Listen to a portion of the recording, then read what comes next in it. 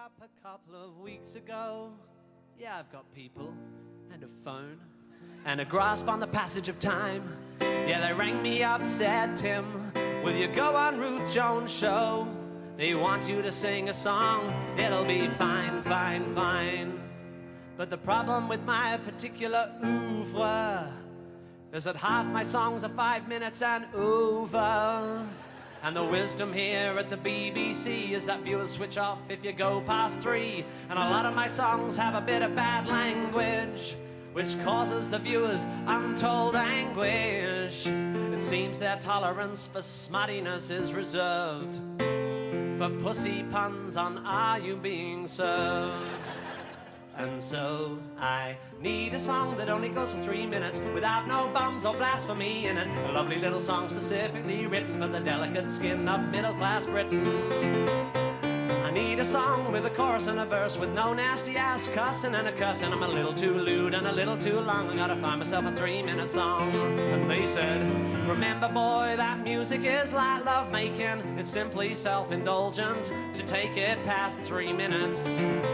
Remember boy, that music is like love-making. Everybody loves the pianist, but length must have a limit. So you need a song that only goes for 3 minutes without no pornography or politics in it. You're a little verbose and a little bit wrong. You gotta find yourself a clean living 3-minute song. 300 beats at 100 beats a minute with nice clean jokes and a hoedown in it. Something for the telly that never ever fails to appease the viewers of BBC Wales. And even in the bridge, I won't be lyrically adventurous, intellectually unmentionous, or racially contentious, and I won't make double entendres at the expense of the Chinese. For China is a country that can bring me to my knees. For China, for China, for China, for China, for China is a country that will bring us to our knees. Ooh, Mr. Humphreys, my pussy is all wet. 2, 3, foreskin. I need a little happy clappy country song, nice and repetitive and not too long, boring enough but not too boring, with a key change here to prevent me snoring. I need a song that is only 3 minutes without no buggery or blasphemy in it, something with a pleasing rhyme and rhythm. Well, if you can't beat 'em, get conservative with 'em.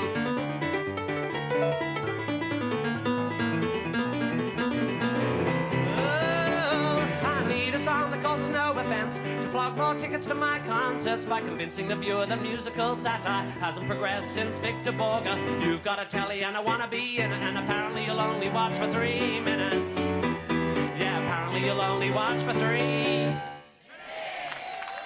Good morning, ladies and gentlemen. How's everybody doing? Everybody feeling good on a Friday? Sparkling thoughts. Give me the hope to go on. How's everybody? How's everybody? Feeling good? Let me get chat posted up on the screen. Paste. I will make haste and paste. There we go. Voila. Love it. I'm also going to change this slightly so that I can actually freaking see, because I can't see with how small chat is. There we go. We'll go there, and then we'll make the font size bigger. This is a whole mess. I normally am down here like half an hour early, but today we're kind of scrambling, so I got down here 5 minutes early. So it's been a wild one.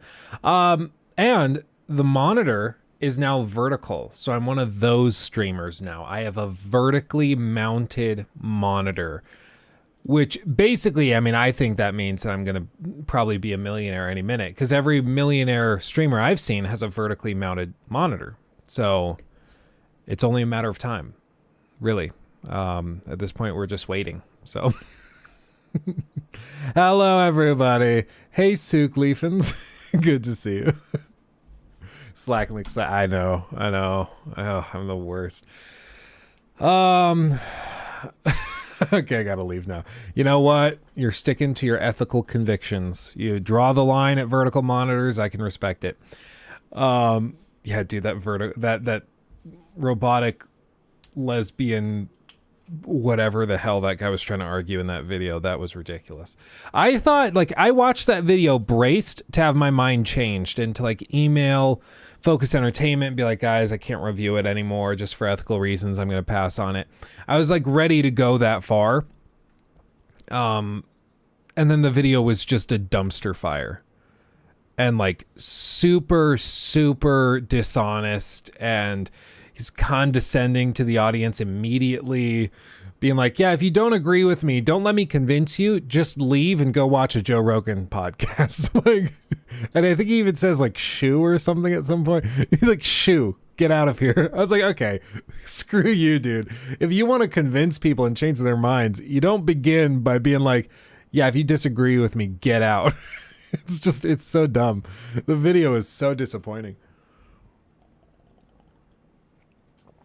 And then people in the comments on the stream clip were saying that he has been deleting comments that are critical of him and like that call him out for that type of thing.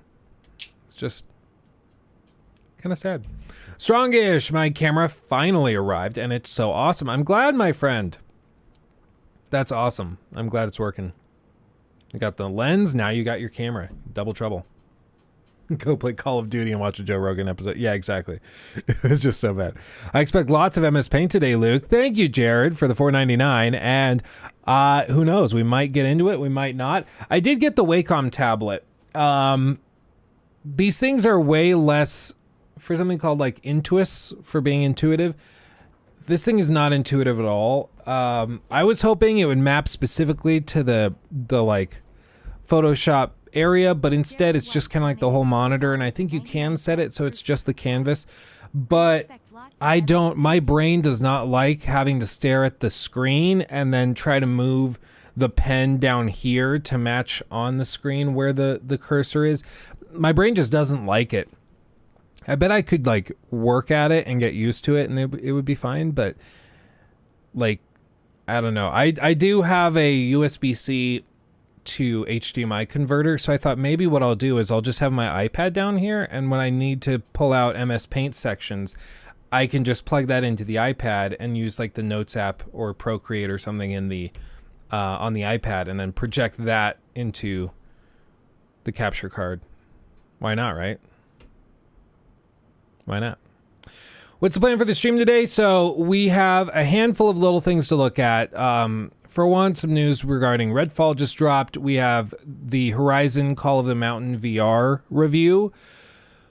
We also have reviews for the PSVR 2 have gone up and are going up. So we'll check out that. There's also reviews for Wild Hearts going up as well, and I would like to try Wild Hearts briefly to see if the PC port is actually as terrible as people are saying. You guys will remember earlier in the week, like Monday I think, we looked at some footage of Wild Hearts in a trailer they released, and it just looked god-awful. It was like extremely blurry. It was, I wonder if I can find that. Wild Hearts, I guess just gameplay, but it was so blurry. It was like something's wrong. Either they don't know what the hell they're doing with recording, or there's something else going on. Like, it was so bad. And apparently that's just how it is. That's just the game. It just does look that terrible. This isn't really gonna show it, but see, the snow and rain effect is like super gross. Look at that rain on Series S. Maybe it's snow. I can't even tell. It looks so bad. Like, look at that. Like, oh my God. So apparently on PC, it's a total dumpster fire. So we're going to try it. I have not played it. I bought it, and I'm fully prepared to refund it if the PC port is actually that bad. I would love a new, oh God, okay, it's the stream, it's the video. Okay, I was like, how, that's bad. Those are bad frame drops. No, it's okay.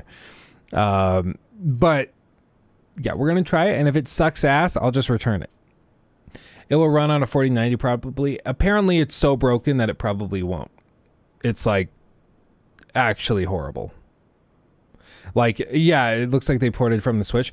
Yeah, like instead of going from the PS5 port or the PC port and then they ported it down to the Switch, they just built it on the Switch and then ported it up.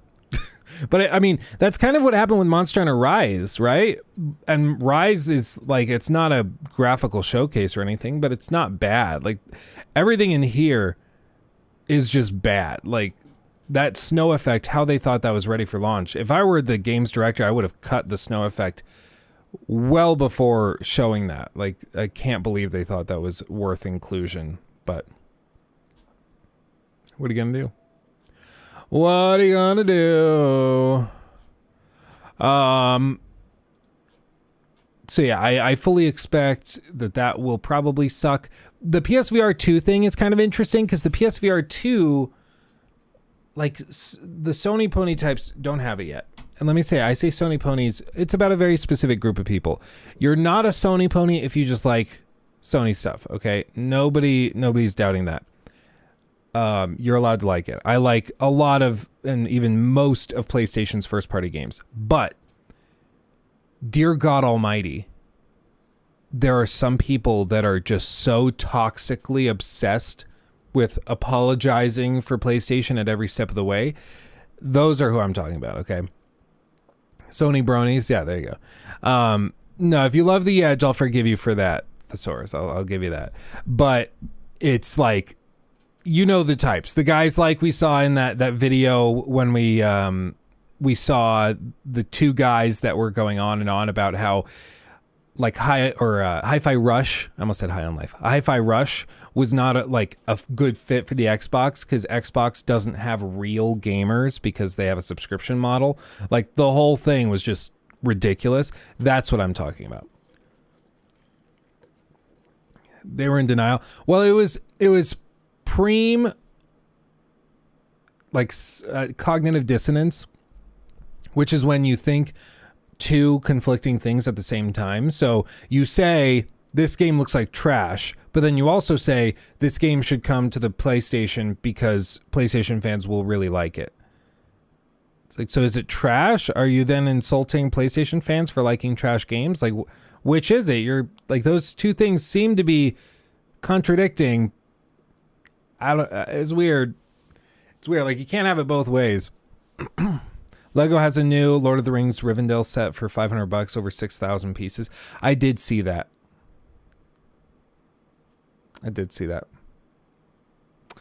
I need to not look at it, otherwise I will be too tempted, and I literally don't have space. Literally don't have space. So you need some more shelves. Yeah. I mean, my hope one day is to have the room like you see. I don't know even who's a good example of this. What's a streamer with like a really big space? Like Nick Merckx has a nice thing, but his camera angle's super tight. His space, of course, would just be awesome. But what's another streamer with like a big studio space? Carnage. I don't think I've heard of that individual. Carnage.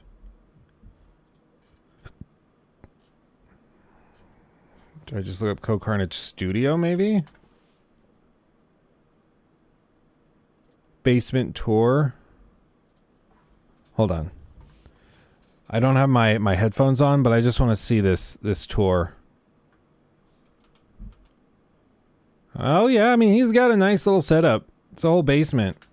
Big green screen painted wall. I like that. Looks like he's got 2 stations for recording stuff. That's kind of cool. The couch, the TV, that's kind of cool.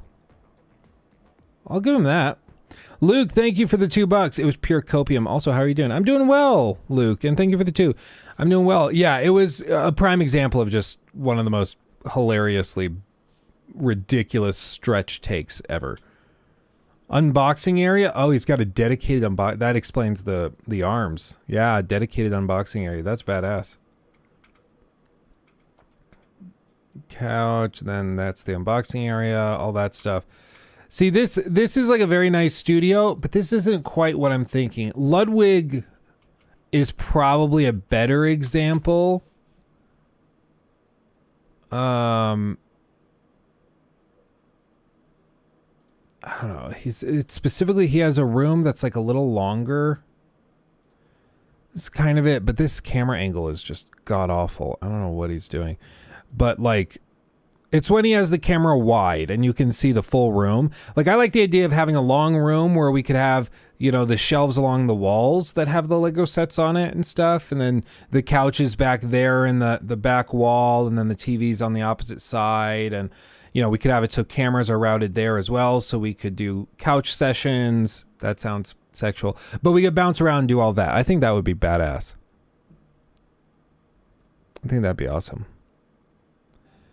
But we'll get there. We'll get there. Right now we have a tiny room, but look at this. This is wonderful. We're very fortunate to be here. My complaint about this place is I don't have enough space to set up my various Lego sets. So cry me a river, Luke. Like, who gives a crap? You know? Like, oh, boo-hoo for you. Boo-hoo, Luke. Boo-hoo. Wow. Oh, goodness. Put some in the living room. The problem is I have cats who love to bat stuff.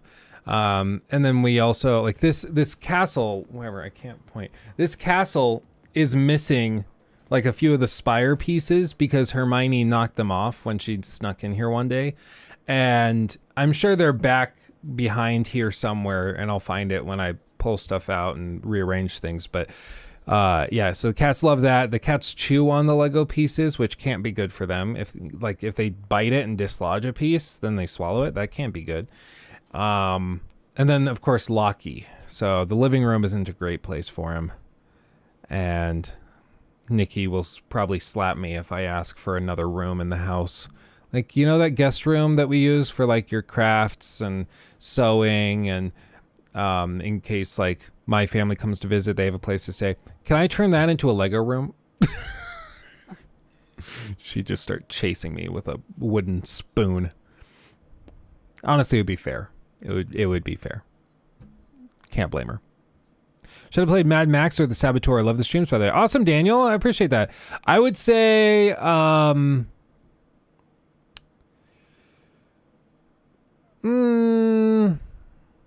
mean, The Saboteur is older, and The Saboteur is a lot clunkier. But The Saboteur has a lot of charm. Mad Max is good, but it's also clunky in its own way. But like, I think what I would say is if you're an Assassin's Creed fan, probably start with The Saboteur. You can get it for like $5. What do you have to lose? But if you aren't really a fan of Assassin's Creed games, like specifically Syndicate and Unity, those style of Assassin's Creed games, then I would just go for Mad Max. I think that's what I would say. You should stream in the void, then you can record anywhere. Stream in the void. My brain is trying to put that together. I'm trying to figure out what the hell that means. I want to do more varied stuff. I will say Nikki and I will be going and traveling around Florida for probably a few weeks later this year. Partially because we have a like wedding that we probably need to go to, and there's a couple of other things, but also because we want to just try it. So we're going to like stay in Tampa for a week, and then we're going to be staying in Orlando for like a week, and maybe we'll go up towards Kissimmee for a week, and we'll just bounce around and try different stuff out. And stay in Airbnbs while we do it. So there will probably be a period later this fall where all of a sudden the streams will be like from my gaming laptop. I'll have a little camera, like one of these cameras plugged in. So the crazy high production value, like constant camera swapping probably goes away for a little bit, but it'll be good. It'll be kind of fun. Oh, the void paint is what you mean. When you get in your new studio, you should paint at least one wall black 3.0. Yeah, I've heard of that stuff. This, actually, it's this wall is black. And then these walls are sort of like an ashy gray. But I did these walls in black so that they would absorb the light so like it doesn't mess with the colored lights bouncing around. I like it. I like it a lot, but it's also like kind of chalky. It's really weird paint. Like you so much as scuff this, you can scratch it with your fingernail and it like goes away. It's like it's chalk basically. It's really really weird. I don't know if we just needed to do more coats. I got the nice paint. Like it was a nice paint that's supposedly one coat is the equivalent of like 3 coats of regular paint, but it really did not do very well. I'm kind of disappointed. What gaming laptop do I have? It's like an MSI. I don't remember. It's an MSI something. It has a 3070 in it. Like a 1080p screen at like 144 hertz. It's just like a pretty run-of-the-mill gaming laptop. Nothing ridiculous. Like it's a very nice gaming laptop, but it's not ridiculous. And I got it open box like a year and a half ago, probably for like $1,600, I think. So, yeah. Is an Intel i5 10600K unlocked good for a 2080 Ti? Honestly, probably. Most games nowadays are all about the GPU because CPUs are so outdated nowadays. In terms of game development, like the games that you're playing probably will run on your phone's CPU, but the GPU is what's going to determine performance. So you'll probably be okay. Lego built up the walls, etc. would be awesome. I totally agree. Especially these longer sets or the bigger sets. If we had floating shelves that they sat on, that'd be awesome. Or like we did a custom plexiglass housing and case for them. I think that would be super badass. I'd like to get the light set for this thing. I don't know if you guys have seen it, but they have like LED sets and kits that you can run through like the spires. You put them in the windows, and so you turn it on and it looks lit up like it's Hogwarts at night. It's really really cool. I'm torn. Should I pre-order Wolong or Atomic Heart? I mean, I've not tried Wolong. I can't say anything about Atomic Heart, but how do I even do this? What do I even say? They're both on Game Pass too. Yeah. So I would probably just get Game Pass for one. Unless you're like but I don't think Atomic Heart's coming to PlayStation, is it? I don't think so. But either way, I mean, I would just go Game Pass. As for like priorities of playing them, I mean, you'll have Atomic Heart for like, what, 2 weeks before Wolong, so you'll be able to get through it. I'm glad EA is having a redemption arc. Yeah. Atomic Heart is getting muddling reviews. I don't think reviews have dropped yet. So who's reviewing it? Who would be reviewing it? Do you mean Wild Hearts? Because Wild Hearts, yeah, Wild Hearts is getting kind of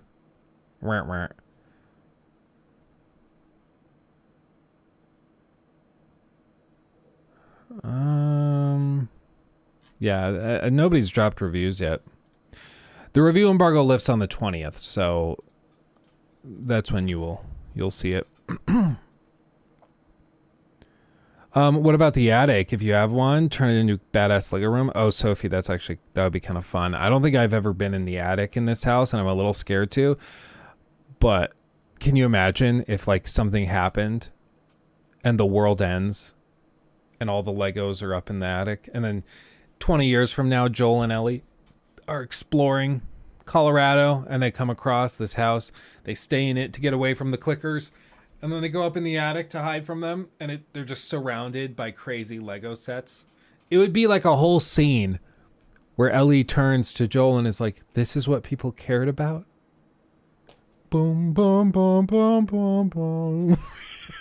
They'd be like, "Yes, people were so stupid back then. They spent their money on plastic cubes that they stuck together into weird shapes." Oh, man. I think it'd be great. Thomas, hey Luke, just wanted to say that my fiance and I love you. You're by far the best game reviewer and skeptic out there. I appreciate that, Thomas. Thank you. It's very sweet. That's wonderful. Oh, and Luke, thank you for the 2 as well. Can't wait to check my mail and find a big old box. Yeah, dude, the thing is massive. It's the box I got the PC in, so it's a massive box. Probably overkill for what I needed. I also packed it full of newspapers that I had lying around from when I was subscribed to the Wall Street Journal, so you'll have plenty of reading as well. Is YouTube blocking the gaming news links I'm sending through? I am guessing so, because I have not seen a single one. So I would guess so. What's my Dutch Bros drink? Normally the caramelizer, but the sugar and the dairy makes me break out and turn into a pizza face. So this is like a cold brew something. Oh, thank you, babe. Thank you. It's a banana. Or as Lockie says, nana. I love you. Thank you. Oh, yeah. Oh. She says Lockie's on one today. He's going off. But anyway. Yay, reading. Do you like the Hogwarts storyline? Don't you think it's too childish and soft, no dark topics? My problem is that there's just like no substance to it. Like you can basically skip all of the cutscenes for the main story and you won't really be missing much by the time you get to the end of the story. Like they'll catch you up in about 10 seconds. Like there's really just not that much there. It's just, yeah. Do I need to mute? No, it's just like, so it's Horizon kind of like the story. Like I've said, it's kind of like stories in FromSoft games. Like the story exists to get you to play the game and to get you to go through this rough arc through the game. And that's it. And that's fine. But like, it's not a story that's going to like change your life or like make you cry or anything. I learned who I was when I played Elden Ring. I learned something about myself. Slapping them gods around, I felt like a new man. Learned a lot. I met a guy named Luke, and I liked him a lot. Oh, goodness. Anybody else think Wild Hearts looks extremely boring, like there's nothing to do, or nothing to it almost, but also I've never played Monster Hunter games, so I'm not, so I'm looking in from the outside. Brandon, I mean, I think you're right that it doesn't look great, and that's because the port and the technical performance is apparently god-awful. So that's part of it, not looking great. I just have this one little floof of hair that when I put the headphones on, it's not happy. But if you're a fan of Monster Hunter World, then you're probably going to find this intriguing. And apparently people who have tried the game are like, oh, no, it's really, really good. I love what they've done. It just sucks that it runs so poorly. So.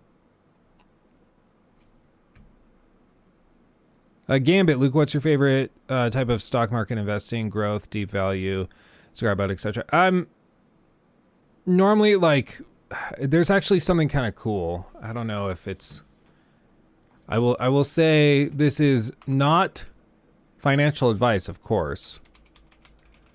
Not financial advice, of course, but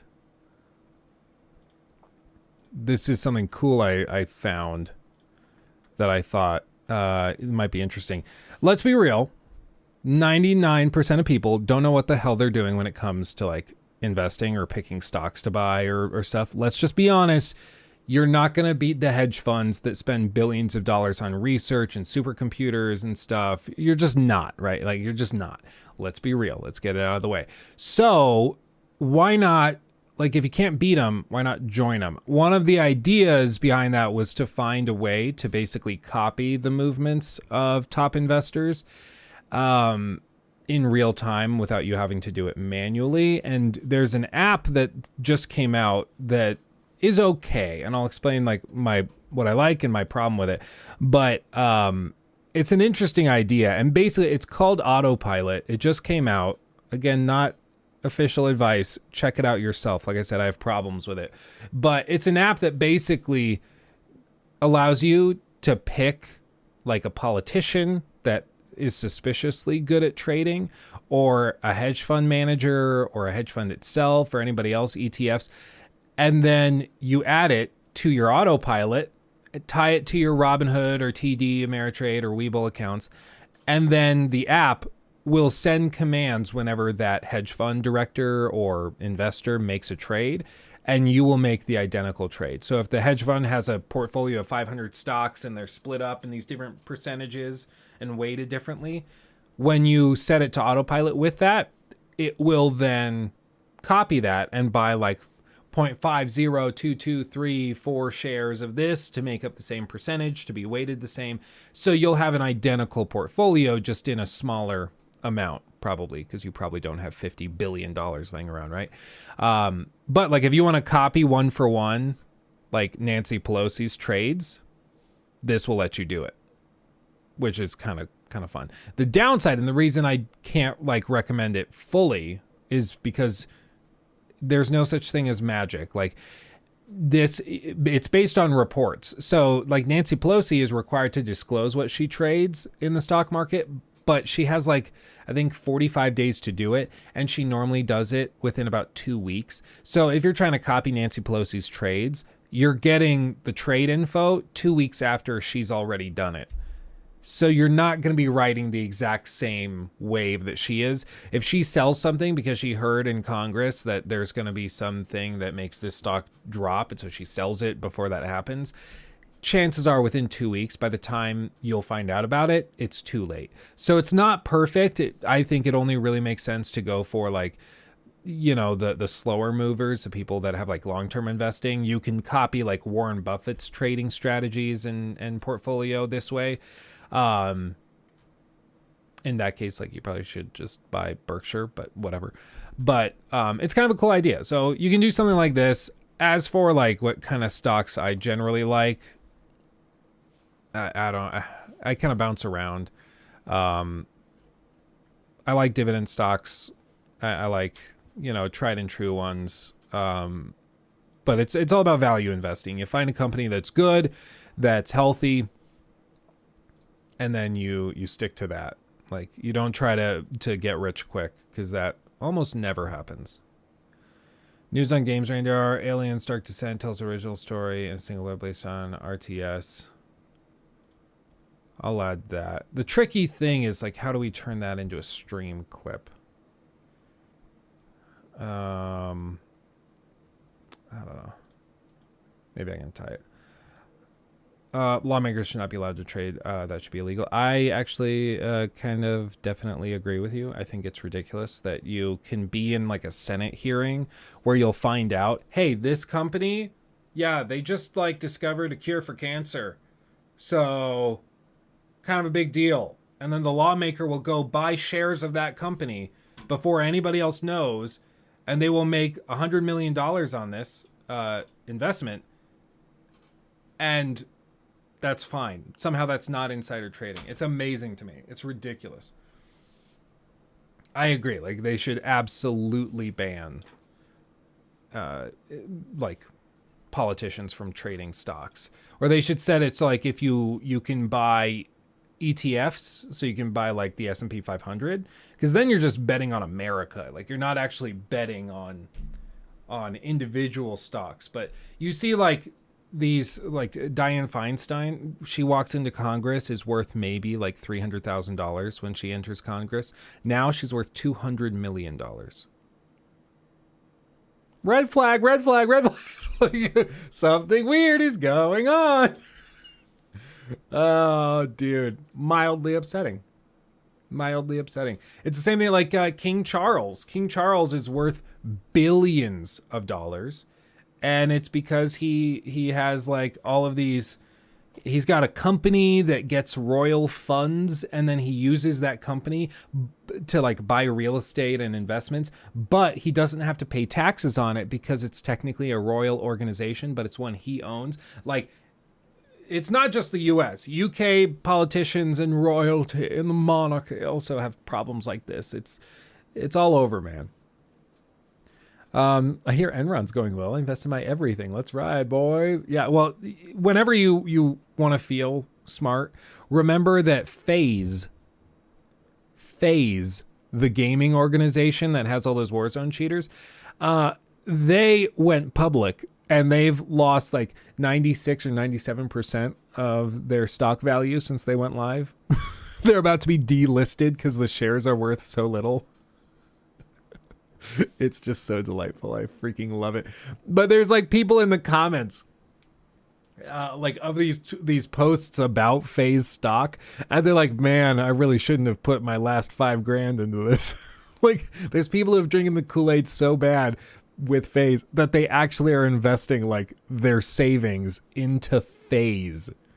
Like, tell me you don't understand what investment is without telling me you don't understand what investment is. It's about buying quality financial instruments that will work for you. It's not about gambling. Like, if you gamble in the investment market, you will lose because people who are not gambling are going to eat your lunch. Selena, thank you for becoming a member. Appreciate you. Awesome. Word of the day is Schadenfreude. Yeah, it is. FaZe is a clown show. It's all of those gamer houses and stuff. I don't get it. I don't get it. It seems so weird. I'm sorry, but anyone investing money into a team of kids that are still going through puberty, no smart, no sim for them. Yeah, it's like if they were generating really good revenues and if they had really quality managers that were just like staying on it, that's cool. I'm down for that. But it literally is just like, so how do you make money? Well, we win like gaming tournaments and we sell merch. That's it. Okay. So like what? It just doesn't make any sense. It's a total joke. Let's see. Rodrigo, greeting from Brazil, man. What are you eating? My wife brought me a banana and English muffins with some jam on it, and I will dig into it shortly. Strongish guy, my pets say hi to your pets. They say hi back. Vil is chilling right there. He's a happy little villain. And then Hermione and Finley are upstairs, I'm sure causing trouble. They've taken to clawing on our like faux leather couch. It's already kind of dinged up. It's my college couch. It's kind of, I mean, to anybody else, if you tried to sell this on like Facebook Marketplace or something, they'd be like, lol, no, I'm not paying for that. Like, it's kind of a crappy couch, but it's nice. It was in its day a very expensive couch. And after we moved out of the college house, nobody else wanted it. So so we took it. And so it's a very nice couch for us. You know, I like it. We've been talking about, you know, swapping it out because it's about time. But the cats have taken to tearing it up, and I don't know what to do. We had to get a little water bottle, and we try to spray Hermione whenever she does it, because she will stare at you when she's like upset that you didn't give her a treat. She'll stare at you and then go over and start clawing at it to piss you off. Like when we first had Lachlan and we brought him home, we walked in, the cats freak out at the baby. They don't know what to do with it. And for the next like 3 or 4 days, Finley followed Nikki around the house and would wait until she looked down at him. And then he'd look up, and then he'd puke in front of her just to be like, I hate what you've done. I hate that you've done this. It was just ridiculous. Like, he's a little maniac. Yeah, well, we have multiple scratching posts. We even have the scratching post with like the catnip infused in it or whatever. Like, we've done, I thought, everything that we could reasonably do, and they just, I think it's that like they don't need to scratch it. They're doing it to make a point. They're doing it to like mark their territory. It's probably because they can see that she's pregnant again, and cats are smart. You know, animals have a sense with these things, and so they probably know things are about to change again, and they're not happy about it. You know, they're throwing a fit. As a fellow skeptic, I want to know your view on the intelligent design, or what your view on the intelligent design theory is. I would say, like, not to get into religion or anything, but I would say the judgment by the judge in the Kitzmiller v. Dover case pretty much summed it up. Like there's ID is just creationism rebranded. And in the Kitzmiller v. Dover case, they kind of proved that.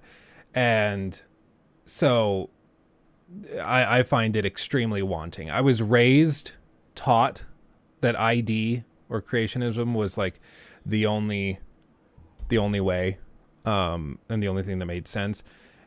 And since I kind of got out of that bubble, it's become clear to me that it's just simply not accurate. It's not controversial. It doesn't have to like destroy your faith or anything, but it's just, that's not the, it's demonstrably false as far as I can tell.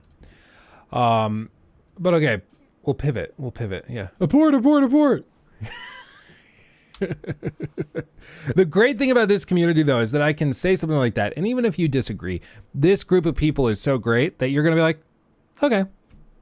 Like, we don't have the types who are like, well, I'm going to take my view elsewhere. We have a very mature and very, like, for lack of a better term, just we have a great community of people that can agree to disagree in here. And it's awesome.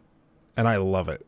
It's great. Because it makes it so I'm not afraid to, like, say what I think. You know, like I've said in recent videos, it's not my job to lecture you on like religion or politics or whatever. Like if you ask my opinion on something, I'll tell you, just like that. You ask my opinion on ID, I'll tell you my opinion on ID. Like I find it extremely wanting. But like, you know, I'm also a gaming YouTuber, so you shouldn't care what I think. Like you should look up what people who are qualified think of this. But if you want to know my opinion, I'll tell you my opinion. I have no problem with that. You know. I'm not going to lecture you and be like, yeah, if you think ID is what it is, oh, you're a dumbass. Meanwhile, anyway, let's talk about video games. You know, like, who am I to lecture you on this stuff? It's ridiculous. Oh, man, I'm a big kid now. Yeah. Good luck with that terrible PC port. I saw it barely ran on Skillup's massive GPU. Yeah, we're going to try it, and I'm going to be prepared to return it. You better believe it. I want to love it. I want it to be good because I would love another like Monster Hunter fix, but I have a feeling it's going to run like dog water. It's going to be terrible. What phone do I use? Android or Apple?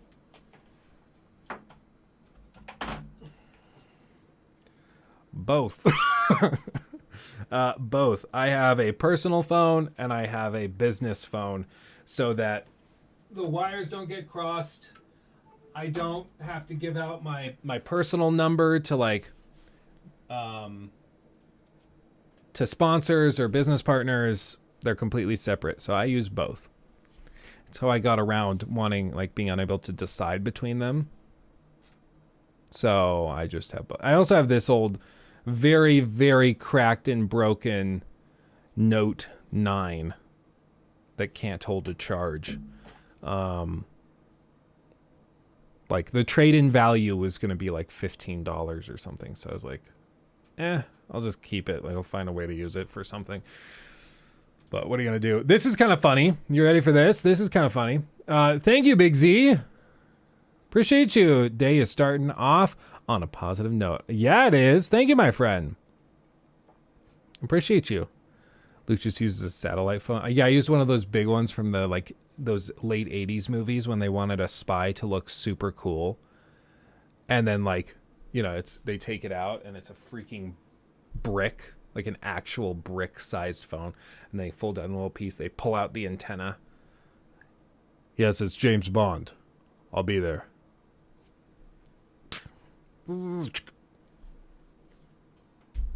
So big that it like kind of carries or like pulls your shirt down the whole time. Dude, did you guys ever have phones or like did your parents have phones where they had to pull out the antenna when they made calls? Those old like flip phones that had the like extendable antenna. I remember my mom had one. And my grandpa probably still has one, but it's like, you know, you open the phone, you flip it open, and then you got to pull out the antenna. It was like, that was hardcore. That was hardcore. No, not 100. Oh, man. My dad did had one of those huge ones. Then he got a Star Talk. Oh, dude. That's awesome. How old are you? I not like the iPhone launched in 2007. Before that, like there were Blackberries and those were very, very premium. But before that, like early 2000s, there were still those kinds of phones with the antenna. So like I was little. I never had one, but I was little and I remember my parents having one of those phones with the antenna. Good old Nokias. Yeah. Do I play any instruments? No, it's one of my biggest regrets. I really wish I had learned like piano or something in high school or elementary school. It's going to be one of the things I push for Lockie to do. I really want him to learn an instrument. Wish I had. It's never too late to learn it, but as of right now, things are just crazy. But who knows? Maybe what I'll do is we'll like, if we have space in an eventual house, we'll get a piano and then I'll just pay somebody to come like once or twice a week and I'll do piano lessons with them just to force myself to learn it. Because I would love to know how to play piano. I would love it. Yeah, bro, it's not too late. Yeah, it's I just got to do it. Just got to do it. People never realize how young the iPhone is. When you ask people how old they think they are, they often say like 2004. Yeah. It's like 2007 and it was pretty transformational. It was a big, big deal. Big deal. I'm playing piano right now and I'm hating it, but everyone loves how I play. Yeah, it's honestly, even though it's probably tedious and miserable now, you will be thankful later in life when you can just sit down at the piano and just play a song. You know, that's something that's actually very cool. Very, very cool. Thank you for the 2, Luke. Make Loki, or as I say, Loki, a super gamer. Yeah. Yeah. Loki. Boy. Boy. We'll do it. He's going to be a hardcore gamer. Do you have any tips on how to bump up your online security? Any apps you use to safeguard your data accounts and stuff, or any and all tips? I've said it before, but I'll say it again. I actually use NordVPN like for everything. So NordVPN on pretty much all of my devices, actually. Yeah, all of my devices have NordVPN. So I do that. My server I have routed through NordVPN because you can set it up so you have like a key for your server, so you can make it so everything that this server does goes through the VPN network and then passes out. And iPhone also has a lockdown mode. Like it kind of leads to some quirks with different apps. Like a lot of apps don't like it, but they have a lockdown mode that's basically made for celebrities and government officials, where it makes it extremely difficult for anybody to get access to your personal data, next to impossible. But it will make it so, you know, apps can't track anything you do. So you're probably gonna have to manually log into your account every time. Face ID is gonna stop working on a lot of stuff, you know. So it's all a matter of what you want to trade for security, but you can do that. Use a hardware firewall for your router. Yeah, that's a great way to do it. And if you have a lot of like, I mean, it kind of depends on what you're trying to protect as well. Like VPNs and like encrypting your data on the way out and the way back in is probably enough for 99.9% of people. If you're really trying to protect your stuff hardcore, then you can probably look into some more dedicated hardware solutions as well. But yeah. I got NordPass because of your sponsor you did ages ago and went to test it to see if the discount still counted. And it did. Awesome, Sophie. Yeah, that's awesome. NordPass, yeah, that's a great one for passwords. They also have Nord Locker, where they'll, like, if you have data or files you want to save, you basically have like a folder on your computer that's the Nord Locker, and it encrypts it with military grade encryption. So every time you want to enter that folder on your computer, you have to enter the password that's like 15 digits long or whatever. And then it decodes it. You'll actually see it has to like work pretty hard to decode it and unencrypt it so you can get access to it again. But that's probably the most hardcore secure thing I've ever used. And I just use that for like tax documents and stuff. But yeah, those are at least some ideas. You have a NAS? Yeah, that thing down there. 48 terabytes of storage. It's pretty Gucci, if I do say so myself. I think it's 48 terabytes, and then there's like 42 that are usable, and it has redundancy where I can lose one drive, one of the 4 drives, and I won't lose any data. So, and then that thing backs up to Dropbox Business every night, so that my like editors and anybody else that needs access to gameplay footage or anything else that I use have access to it. Something therapeutic about listening to Luke talk in his giant gaming desk in his office while I set up my giant gaming desk in my new office. Oh, Roscoe, that's awesome. Props. There's something that's just so exciting. Some people don't get it, but so exciting about setting up a new space, like a new cave for you to just play games in and relax in, like a new therapeutic spot. There's something special about it.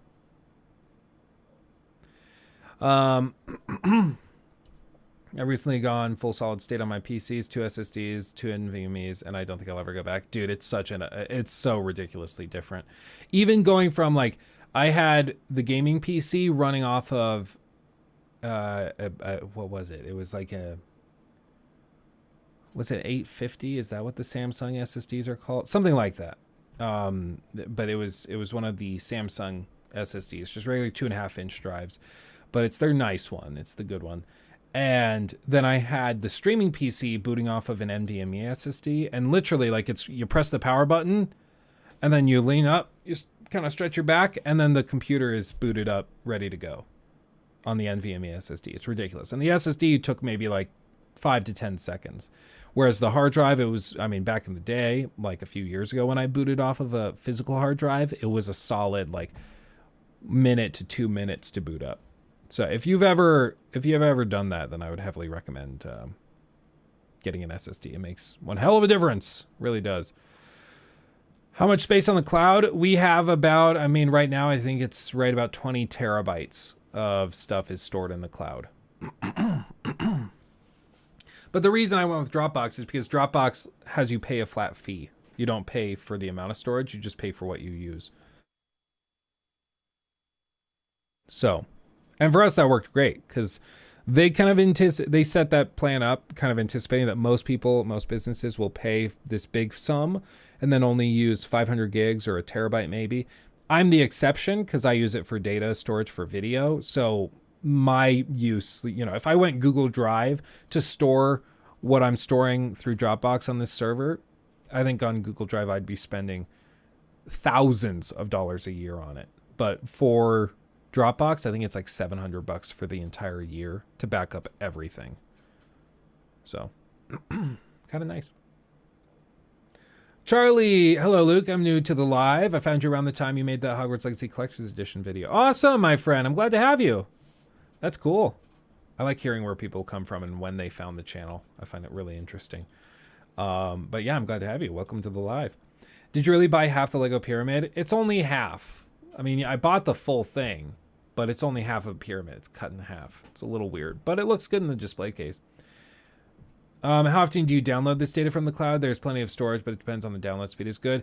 Well, for me, I don't do most of the downloading. That's mostly on the editor side. And it's Dropbox's servers, which I don't know who they go through. I don't know if it's a Microsoft Server Center or if it's Amazon's AWS. I'm not sure. But yeah,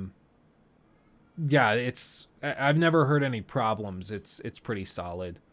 You have to let it process. It's if I upload it tonight, if he tries to download it tomorrow, it's probably going to take a little while. But they have some sort of dynamic tech where they can detect where your team members are. And so they'll prioritize distributing the data to that server.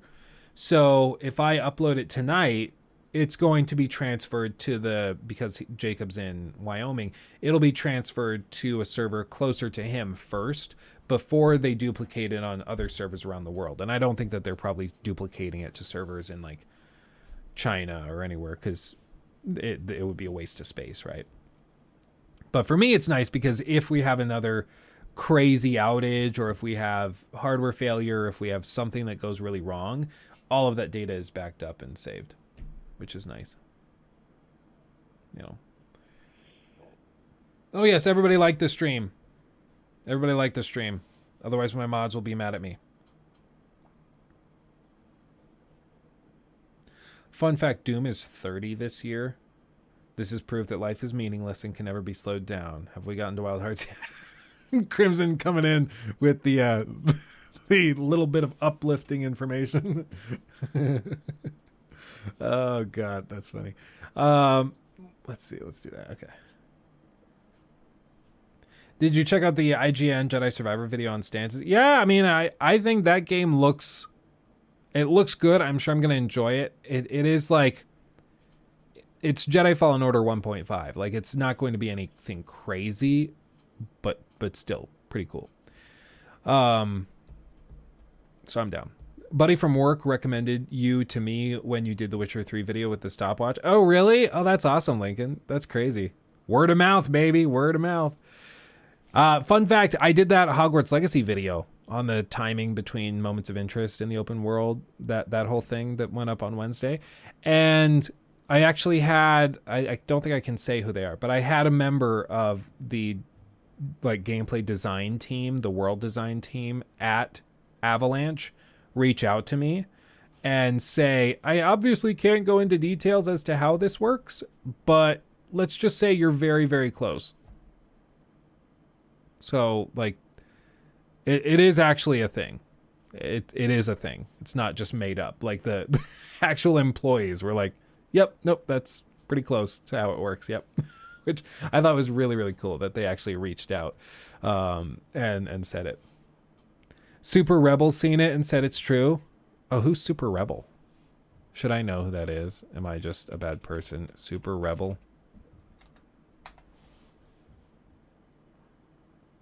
I just tried Googling it, and is that another YouTuber?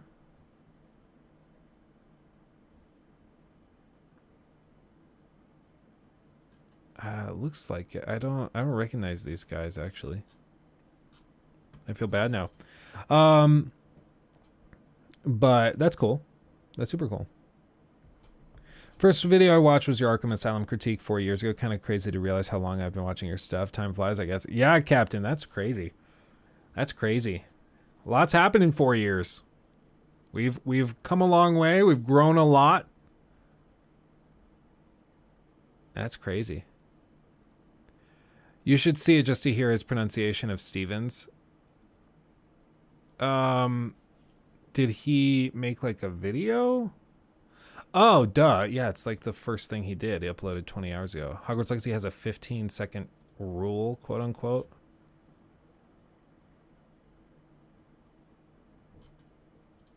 Hold on.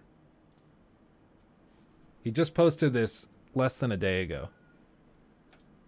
Legacy has something that is called a 15-second rule, which has surprised quite a lot of fans, including myself, but has actually turned out to be a genius tactic.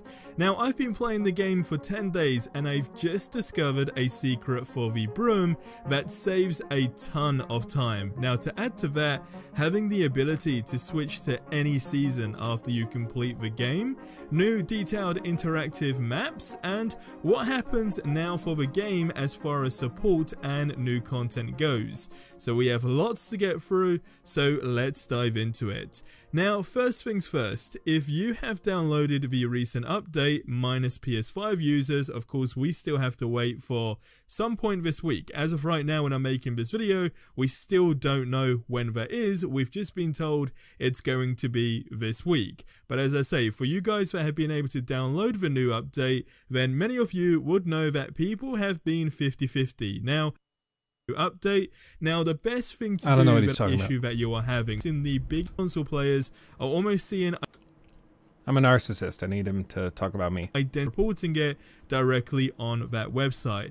Now, what is this 15-second rule that I've been talking about at the beginning of this video? Well, it's a 15-second rule that is actually genius. So, sorry, I want to cut it right there. So what is this 15-second rule that I was talking about? Well, it's a 15-second rule. Sorry.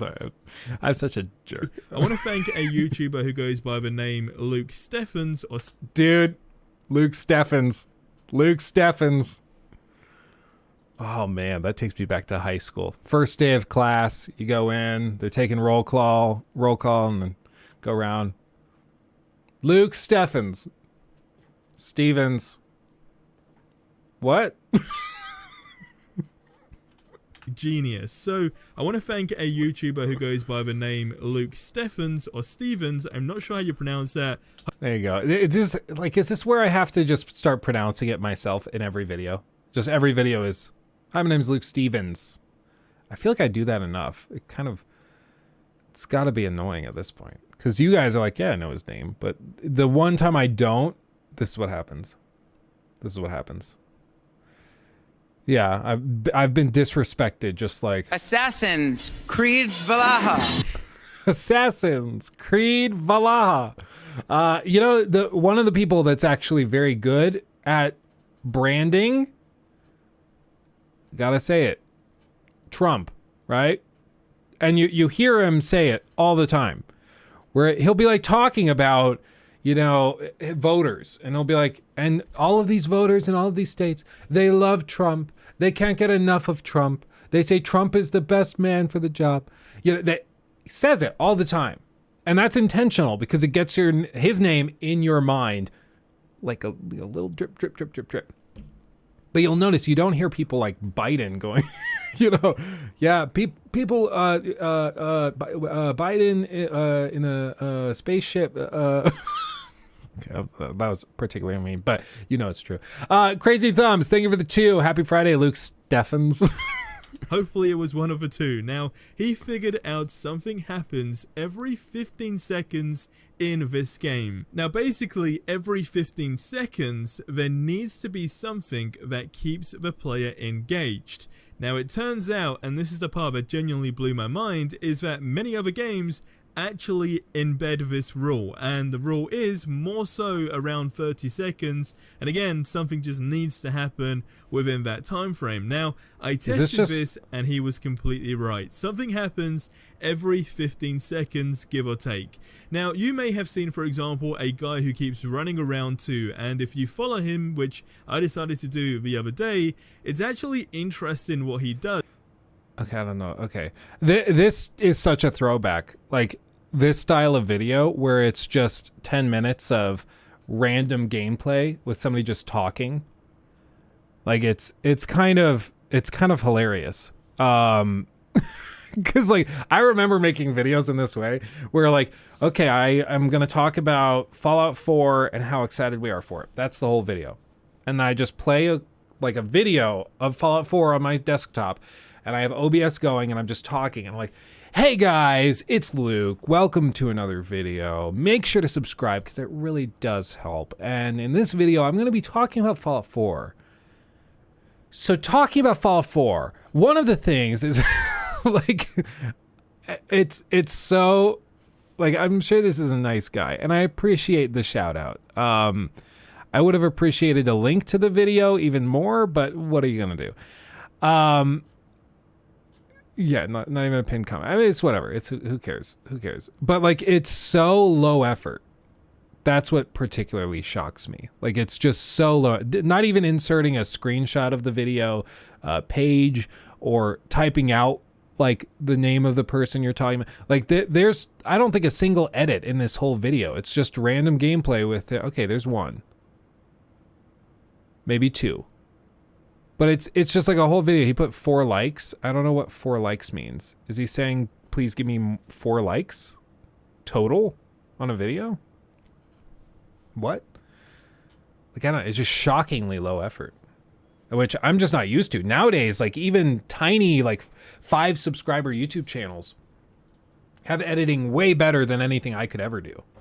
And it's like very humbling because it's like, wow, okay, I feel like a an old geezer now. These people are crazy.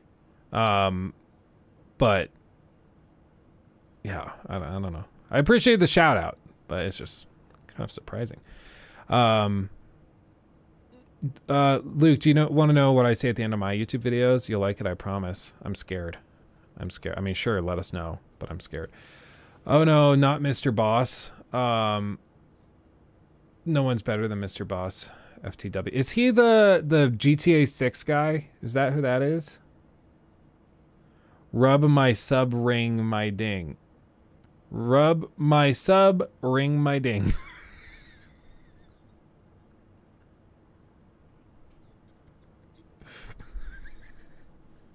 You know what? You just won YouTube. You beat us. You've done it. Well, you know what, guys? This was fun. I just can't compete with that, so I guess that's it.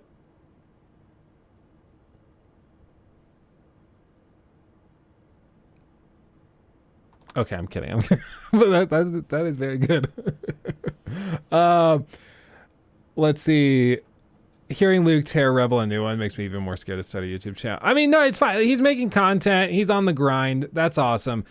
I would encourage him to put a little bit more effort in, because when you're trying to convert that to subs, it's just important to really blow people away. And like, if you're gonna, the general courtesy is that, and this is something I've learned the hard way, trust me, if you're going to take inspiration from somebody else's content, then the courtesy is to link it, the courtesy is to share it, pronounce their name correctly. like who cares? Call me Jessica. I don't care. Like, whatever. But it's funny. But thank you for the shout out, my dude. I'm glad you found the video interesting. I appreciate it. Let's see. He's got 150. He's got like 190 subs or something. 190,000 subs. I mean,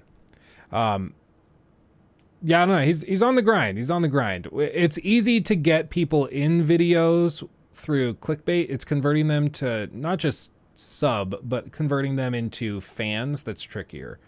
Because what you'll usually see, like, a lot of my videos are viewed by the same people that have watched the previous videos, because there's like some pretty consistent stuff. You guys come from, like, you're fans of the content, so you'll watch the last video and then watch the next video and the next video and the next video. But if you just are one of the YouTubers that just pumps stuff out to try to ride the current trend, it's hard to convert those people into actual fans who follow your stuff, right? So, yeah. We have the current reaction meta content meta of YouTube. Yeah, it's tricky, because I've said many times, the reaction stuff I find like kind of annoying. I find it kind of sad that a huge streamer can, that has 100,000 people in chat or 50,000 people in chat, he can just watch a YouTube video, and that his reaction to the YouTube video will get 1,000 times the engagement, right? I find that to be kind of a bummer. And I think that there should be some way that YouTube should be able to revenue share with the people who are being reacted to, if that makes sense. So, like, one of the biggest examples was that guy Mark Orchard, one of my favorite YouTubers ever. I just watched one of his videos this morning. I love that guy. Remember High Effort? I'm going to show you his channel because he's awesome. There we go. This guy's freaking awesome. He makes amazing content. I've been following him since he was like 8,000 subs. I love his stuff, and I'm glad he's finally getting recognition. But he makes these really big, comprehensive, long-form breakdowns of true crime and sociology topics, and he does amazing, amazing work. If you want to see one of these that will just break your brain, it's... where is it? No spoilers, but this one will be a roller coaster for you. If you've ever wanted to like watch a 58-minute, a 1 hour video that will just break your brain 15 times over, watch this one. But he has amazing stuff. And he had one of his videos reacted to by, I think it was Hassan. And Hassan watched his video in its entirety. Like the video was maybe like an hour. I don't remember which one it was, but let's say it's an hour. And Hassan's reaction to it was like an hour and 5 minutes. Like Hassan basically didn't add anything to it. He just watched the video. And Hassan's video did something insane, like 8 times the views that Matt's video had done up to that point. And Matt was like, I mean, thank you for the exposure. I would like, if you could link it and shout it out and like, you know, something like that, that would be great. But like, it's not kind of cool. And the other thing happened with Jim Can't Swim, another true crime YouTuber. He posted a video and had, I think it was like Jennifer's Solution or Wrath of Jody or something. And he had one of those big streamers, I think it was Hassan as well, watch it and react to it. But it was also like the video was 2 hours and 5 minutes long. The reaction was 2 hours 30. Like there was very little added to it. And Jim was like, I mean, you got monetized. I didn't get monetized on it because I'm the one posting that video. And now I don't make any money. Meanwhile, like you're making tons of money from it. And so like that to me strikes a weird chord. Obviously, we do reactionary content on this channel, on the live channel. And we do that because people watch it. Like if you guys didn't watch it, I wouldn't make it. But you guys watch it, so I make it. But I would happily cede my revenue share of these reactionary videos. Like if we react to a Maddie video, a Mr. Maddie Plays video, I have no problem if YouTube sets up a system where Maddie gets a cut of that video's revenue for being the thing reacted to. Kind of just like royalties when you use royalty music that are trademarked, and you know, if you use that and you react to it or you have it in the background, you understand that you're going to be paying out to the original creator of that. I have no problem with that. And I think that that would be really healthy for YouTube in general. But as of right now, there's no way to do that other than the original content creator copyright striking those reactions. And now, I mean, can you imagine if one of these small YouTubers tried to copyright strike Hassan? Even if Hassan said on his stream, I totally get it, dude. I totally get, I'll write you a check myself. Because Hassan seems like a good dude. And he's like, I'll send you a check and I'll pay you whatever split because I think that's fair. Let's just not do it through the copyright system. If he said that, he still would have, because his audience is so huge, he'd still have thousands of people that would go over there and troll the ever-living crap out of that little YouTuber for daring to copyright strike him, even though technically it was totally fair.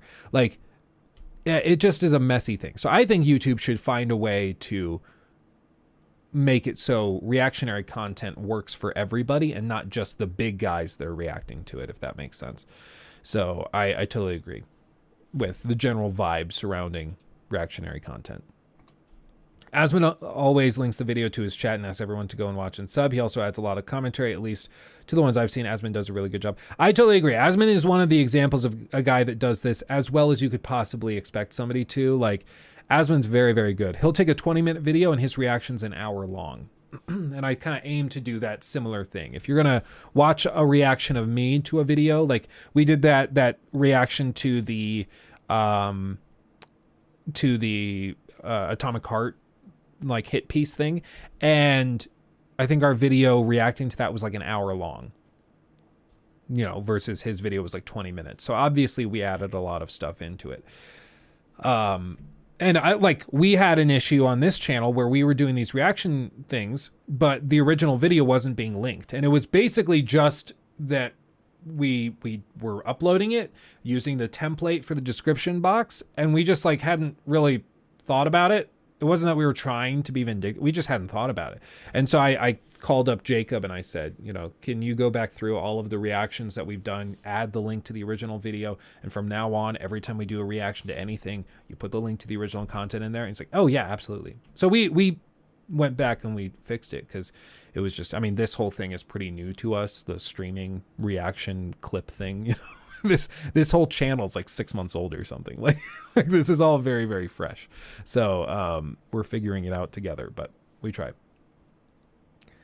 It's like Bo Burnham inside where he takes the piss out of reaction video. Yeah, I'm Bo Burnham reacting to Bo Burnham reacting to this video, and let's just get into it.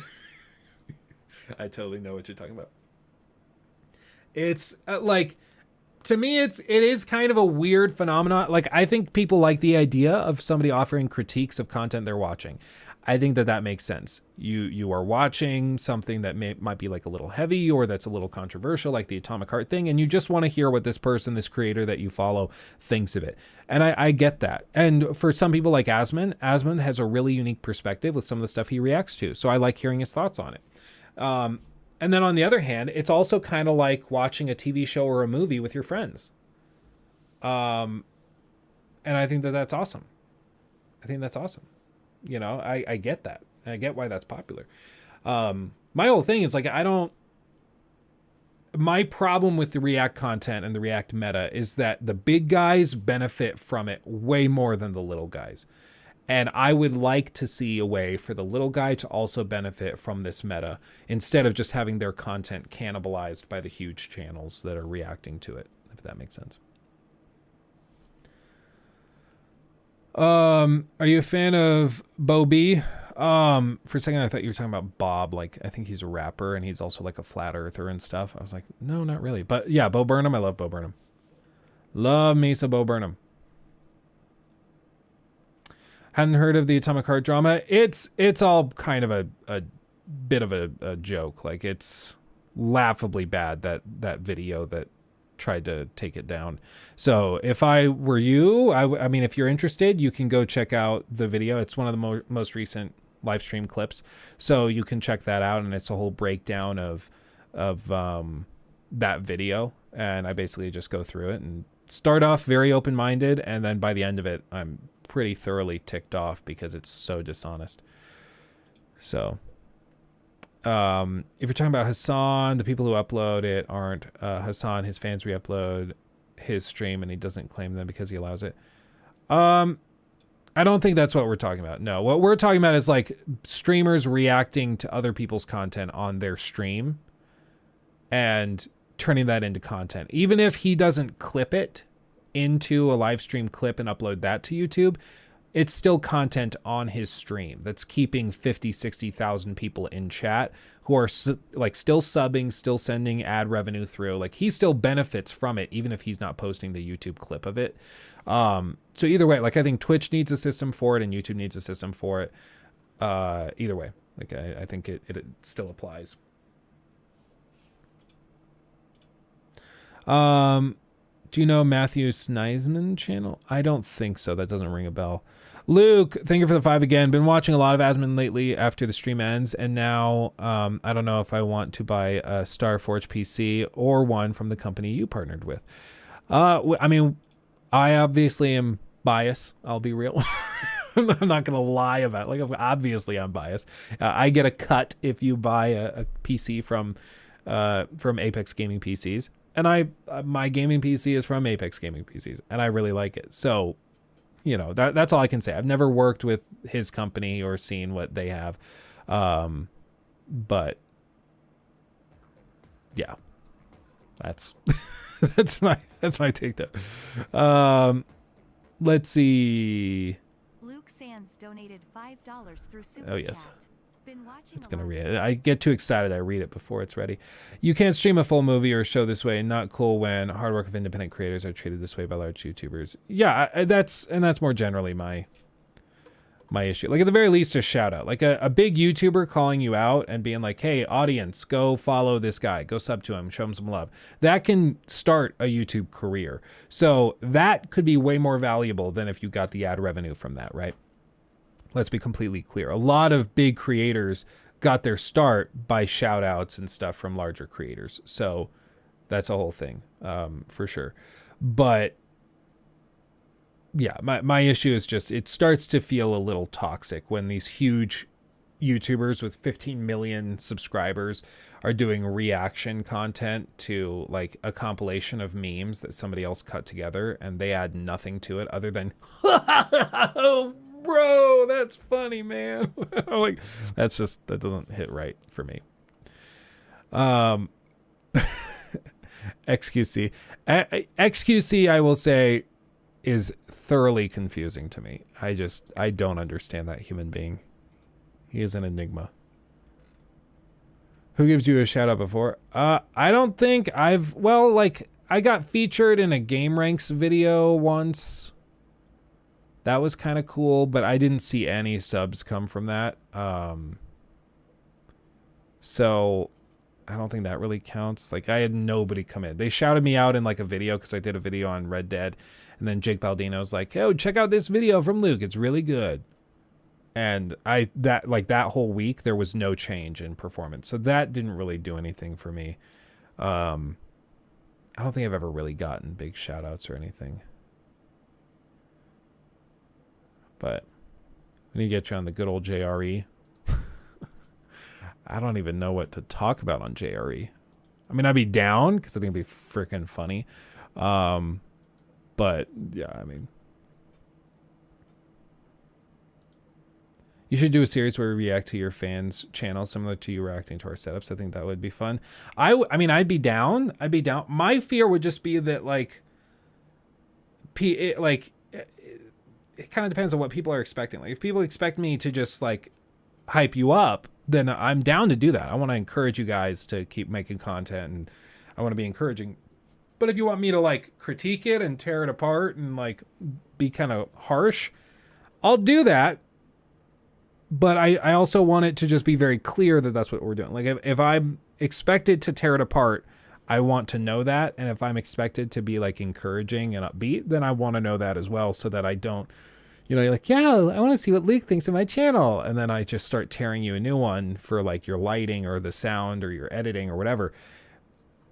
I don't want that to be a shock. I would want us to all be on the same page.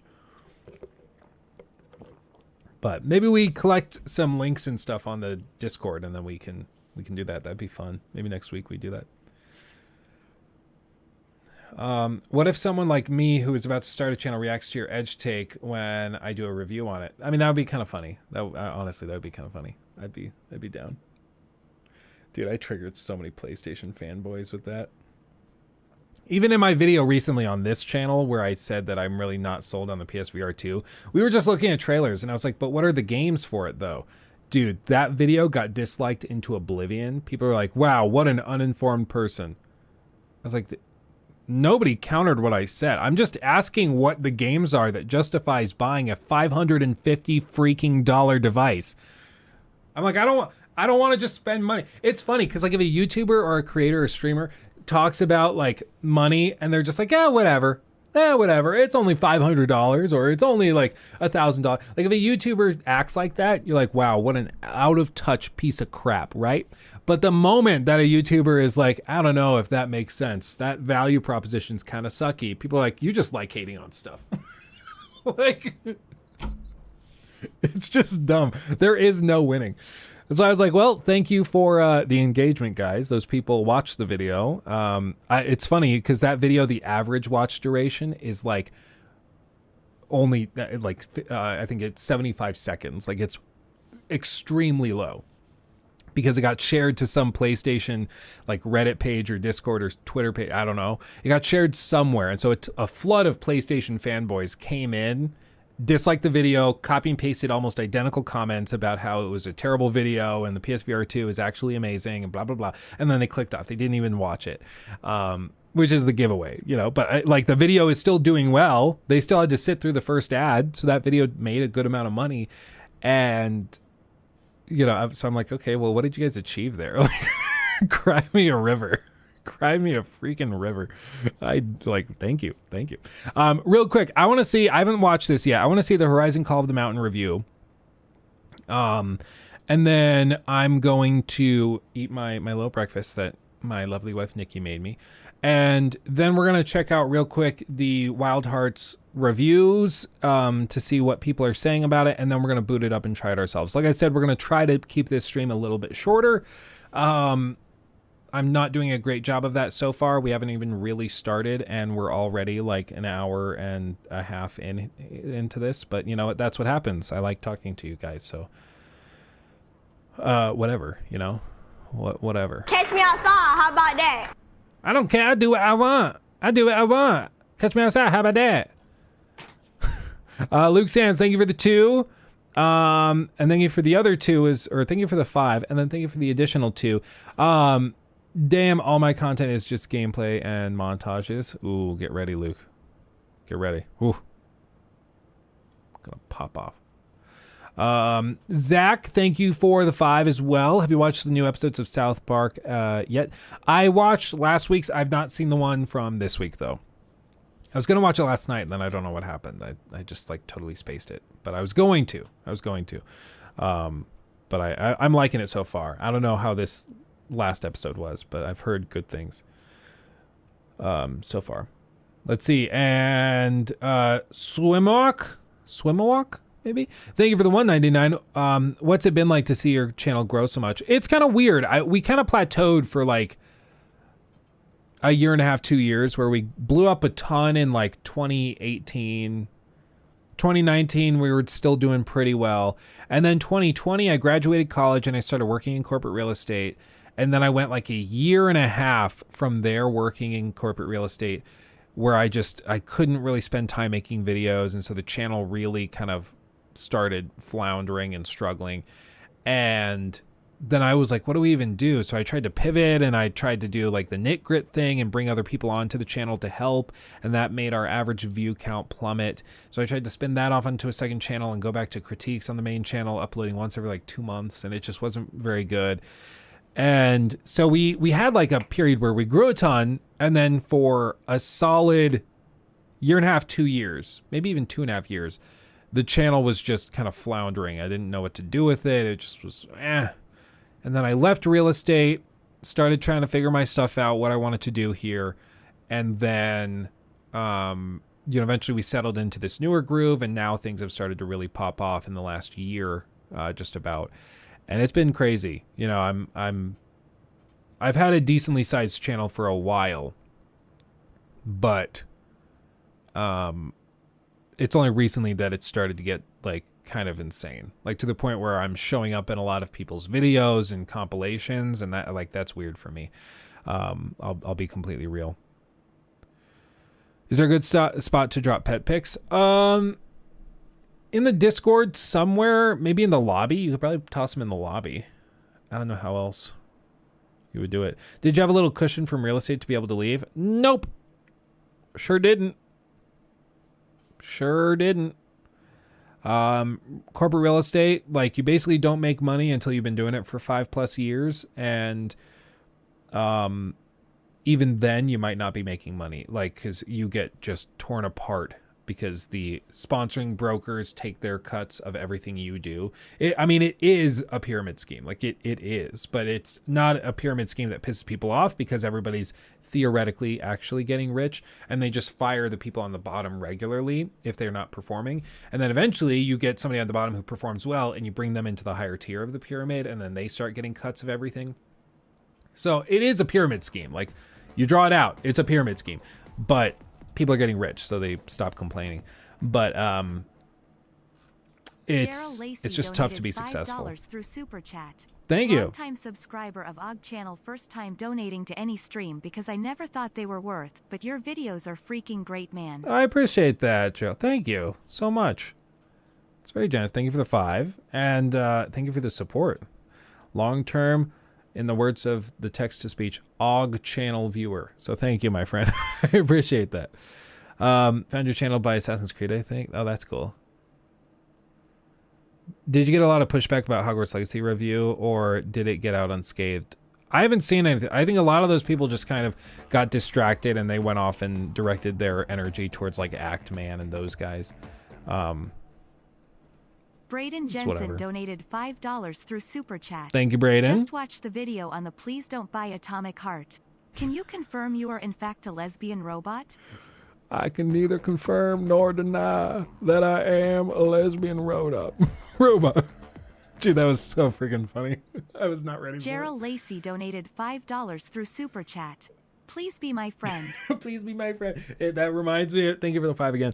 That reminds me of what my old college roommate would say. You know, I've said it before, but he would stand outside my bedroom door late at night and he was just bored. And so he would stand outside my door and then like call in, "I'm bored, play with me." He would do it for like 10 minutes while I'm like trying to go to bed or trying to get ready for bed, or Nikki and I are watching a movie or something. It's just like, it's so insane.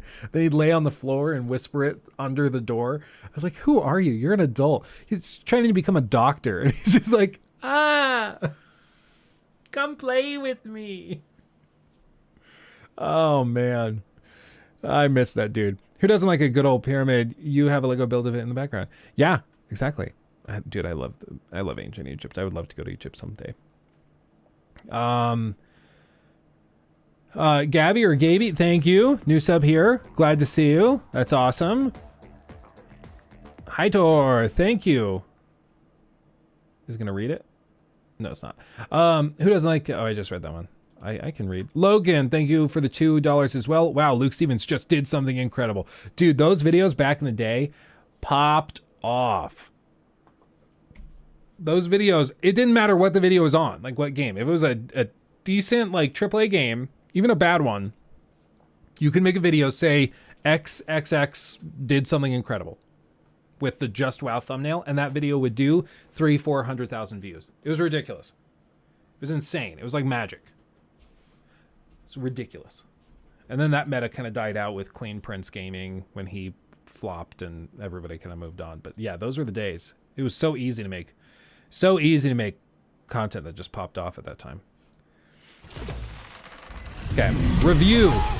I should do an intro for this, right, Jacob? That's probably what I should do. Okay, quick little intro for this. So I got some flack recently from some PlayStation bronies who were very upset that I dared to call into question the value proposition associated with the PlayStation VR 2.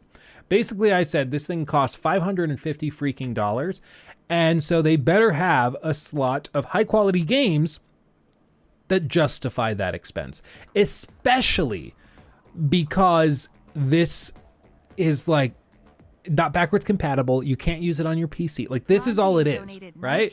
Just doesn't make sense. Through Super Chat. Thank you, Ronvier. I have to drink to come up with a funny, witty comment, so just take my money instead. Haha. Relatable. Thank you for the $19.99. That's very, very generous. Thank you so much.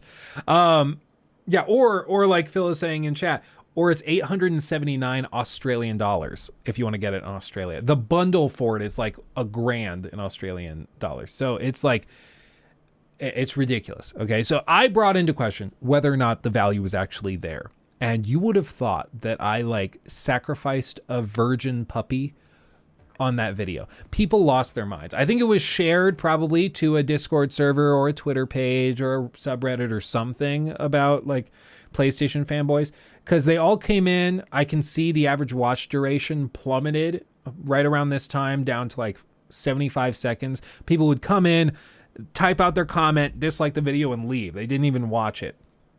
So it seems to me, usually when that's the case, that there's a little bit of insecurity tied with the fanboys when they get that defensive. Because like if you're calling into question like The Last of Us, they won't go that aggressively defending it, because like it's ridiculous to claim that The Last of Us is like a terrible game or garbage, right? Because everybody pretty much agrees that no, that's not actually the case. Like you don't have to like it, but you can't argue that Naughty Dog is not good at making games. Like they are pretty clearly. But with this, they're very, very sensitive about it. And so I want to check out these reviews that just dropped for the PSVR 2 and for the major launch title for the PSVR 2, which is Horizon Call of the Mountain, which is the Horizon Zero Dawn's Horizon Forbidden West inspired spinoff. So we're going to check it out. I haven't seen any of this. I don't know what it's going to be. I hope it's awesome. I hope this is the Breath of the Wild to like PlayStation Switch. Like I hope that this is the title that makes it worth $550. I hope this game is so good that it basically demands $550 to experience it. I'm not totally convinced that'll happen, but I'm hopeful that happens. So let's get into it. and then cut, and then I can catch up on this. Luke, thank you for the 2. How much to get you to play Rainbow Six Siege with me? Dude, I tried to play Rainbow Six, and people were so mean to me because I was such a noob, had no idea what I was doing. People were not thrilled to have a noob in their lobby. So I don't even know. Maybe a members only stream I would try it or something, but yeah, it was it was not great. Not great. I don't even know how much. You don't have to pay me to do it, but like maybe for a members only stream we could do it. And then Black Knight is about to thank you for the $4.99. Have you seen the hilarious Glock mod for Hogwarts Legacy? It's so funny to me, and I don't know why. I have seen it where like you're running around with the wand, but instead of the wand, it's a gun, so you're running around like crazy. Then you're doing the pop, pop, pop, then you spin around and pop. Like it's pretty good. I've seen that. It's very good. I also like the mod where the broomstick is turned into Shrek, so you like ride Shrek through the sky. That one's a pretty good one too. And then it's Swim Och. Swim Och? It's Swim Och like coach without the C. Swim Och. Okay, Swim Och. Thank you for the $9.99. Thank you for correcting me on pronouncing it.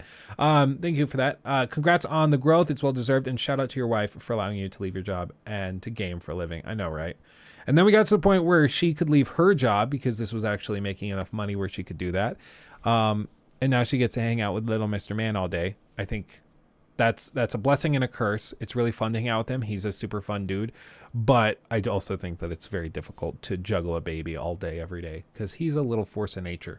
Fun fact, terrible twos with babies. They say like, oh, the terrible twos, that's when kids start to really get naughty for like a few years.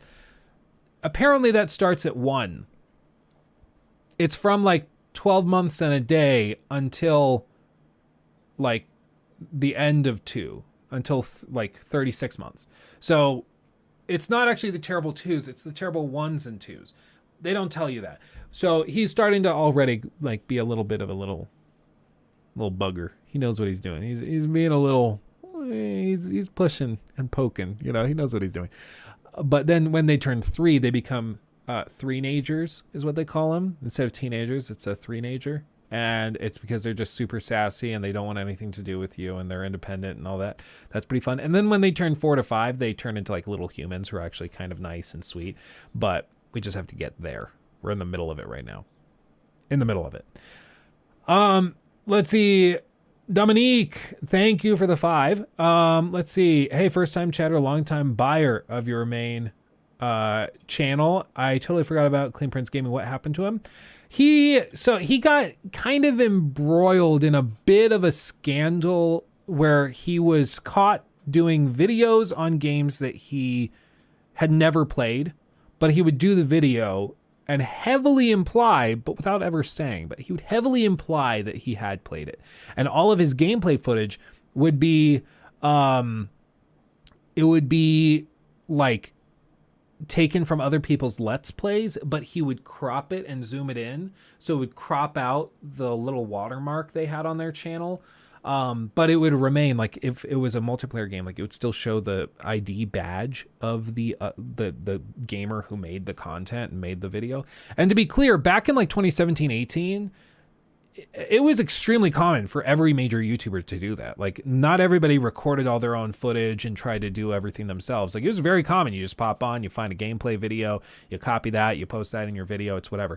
But after the Clean Prince Gaming thing, the standard was, okay, people are uncomfortable with that, so we're just not going to do it. If we're going to use somebody else's gameplay, we're going to put a tag, we're going to link them, we're going to try to do everything we can to thank them for that. But that was that. It wasn't so much a scandal because he was using other people's gameplay footage, because that happened. Like I said, every major creator, IGN, everybody had done that.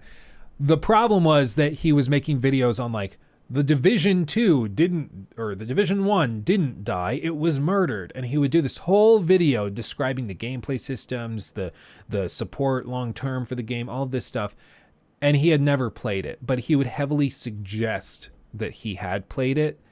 Where he's like, and the problem is the gameplay just isn't fun. As you go through these levels, you're just baffled at how they thought that this would be engaging. And all. So like he's heavily implying that he's played it and that's his perspective, but in reality, he had never touched the game.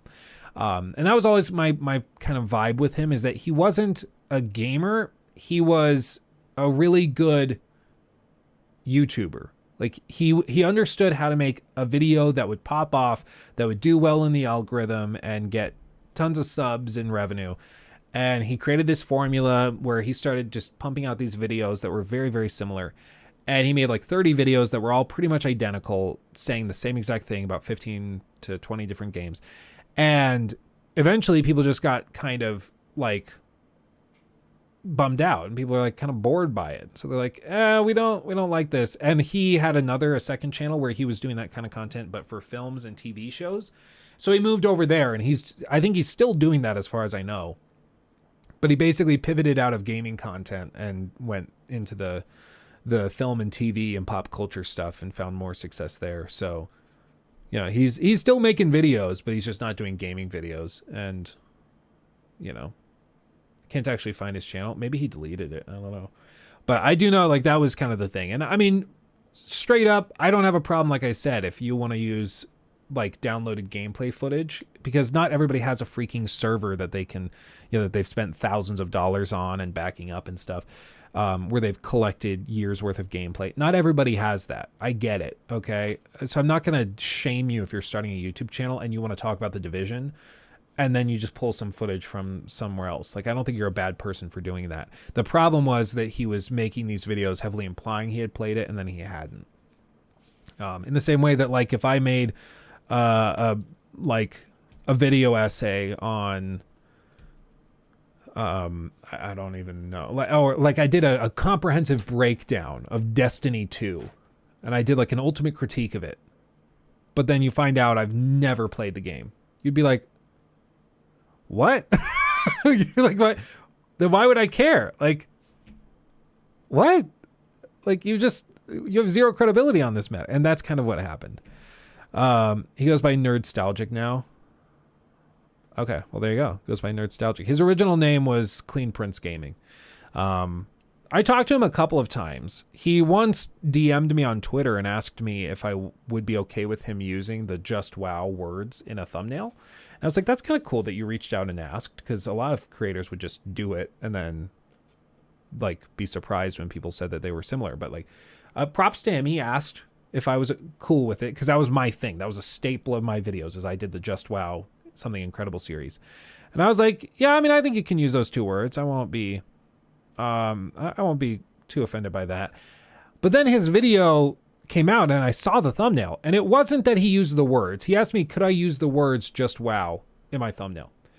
His thumbnail was a straight up copy and paste of mine. Like, it was just wow, big red letters with the single picture on the right side, same font that I used, the American Captain font. And like, everything was identical, to the point where people thought that it was my video when they clicked on it. And I was like, okay, that's not cool. Like, that's not cool. Like, that wasn't what you asked me. Okay, that's different. And so after that, like, by the time I noticed it, I sent him a follow-up DM on Twitter, and I was like, so man, like, I just think that was a little on the nose. I saw you asked if you could use the words, and I'm fine with you using the words, but like, that style and design is like straight up mine. I didn't think you were asking if you could just copy and paste my thumbnail style. And I don't find that as agreeable or cool. And then he changed it, but he said, yeah, I ended up changing it anyways because it wasn't performing as well as I liked. So no worries, man, smiley face. So like, kind of like, it was a subtle dig as well, because he was like, yeah, no, the thumbnail design didn't work anyways. It was kind of stupid. So you can have it, whatever. I changed it to something else. It was just, the whole thing was kind of weird. But again, that was just the vibe, was that he was a YouTube creator. He was a video maker. He was a content creator. And that was his thing. Wasn't really a hardcore gamer. He wasn't a game reviewer or critic or anything. He just knew how to make popular YouTube videos. And eventually the grift started to catch on, and people started to see that. And, you know, it caught up with him. And so he pivoted away. And because he's a good content creator, he's good at making videos, he bounced off, and he's doing other stuff now and seemingly doing well. I remember he posted, maybe it was to Twitter or in a video or something. It was like a subtle flex. He moved into an apartment in NYC that was like very expensive. I don't remember how much he said it was. It was like 5 to 10 grand, something like that a month. And he moved into that right before he got canceled. Before he canceled himself. The whole thing was just weird. It left a bad taste in my mouth. I was like, I don't know. And you'll notice, like, not many people would be like, oh, I remember that guy. Whatever happened to him? But like, nobody was actually a fan of Clean Prince. Nobody actually loved his content. People watched it because it was recommended like crazy in the algorithm at that time. But I think if he tried coming back like a year ago or something, he tried to come back and post a couple of videos on Clean Prince Gaming, and it didn't really go that well. It was just weird. I thought he had rubbed me the wrong way with those gaming channels. Then I just stopped watching him. Yeah, eventually everybody just kind of stopped. The other one was Downward Thrust. He was another YouTube creator that was like Clean Prince Gaming 1.5 or 0.5, depending on how you look at it. He made almost identical content, sometimes like almost word for word. And he still makes gaming videos. I think he's still pretty active actually, but yeah, he I don't know whatever happened to him, but he was popping off. He had crazy successful videos, the Downward Thrust guy, around the same time, but then the algorithm shifted and those video essays started not doing well at all. I don't think it might have been the algorithm. I think people also just got sick of it, so people pivoted away, and then Clean Prince just left gaming YouTube, and then Downward Thrust just kind of stuck with it. They were super similar. Yeah, Downward Thrust is doing better now. Much more honest, I think. Yeah, I'm glad to hear he grew, because it was like everybody had to grow after that thing shifted, because it was like it was so easy to make successful videos if you followed the basic formula of video essay, and then you have this music that builds and builds, and then you have a 3-act structure. You have the eye-catching thumbnail with a popping red text. Like it was a formulaic thing, and if you did the steps in the checklist, you would have a successful video without a doubt. But eventually, it just burnt out. It was a candle that burned bright but burned out real quick. And so at that point, we all had to pivot out of it. We had to find something else to do to be successful on the platform. And some people did. I'd like to think we did. It took us a while because, like I said, we had like a 2.5 year period where the channel just wasn't like doing pretty much anything. It was just kind of sitting here because I left and I was doing corporate real estate work and I had other priorities and stuff. But Clean Prince Gaming didn't die. It was murdered. Yeah, exactly. But some people learned and grew and have more successful channels than ever now. And then other people cracked under the pressure and then murdered themselves and disappeared. So Downward Thrust just did 200K on a Forsaken review. Good. I'm glad to hear he's doing well. I always like to hear that people grow. Like in 2018, we were all very different. I did really stupid stuff in 2017 and 2018, 2019. I'm sure tons of stupid stuff. And so we all grow, and I'm totally okay for people to grow. And I like to see that people grow. Maddie got so much hate for his Fallout 4 review, and where he was like, it's a near perfect. I don't actually remember if he originally called it a near perfect Bethesda game, or if he called it a near perfect RPG or a near perfect game or something. But all I remember from the time is that he posted his Fallout 4 review.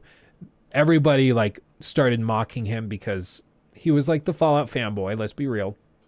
And he loved the game. But then the general perception when people got the game was that it sucked and was not as good as people were hoping.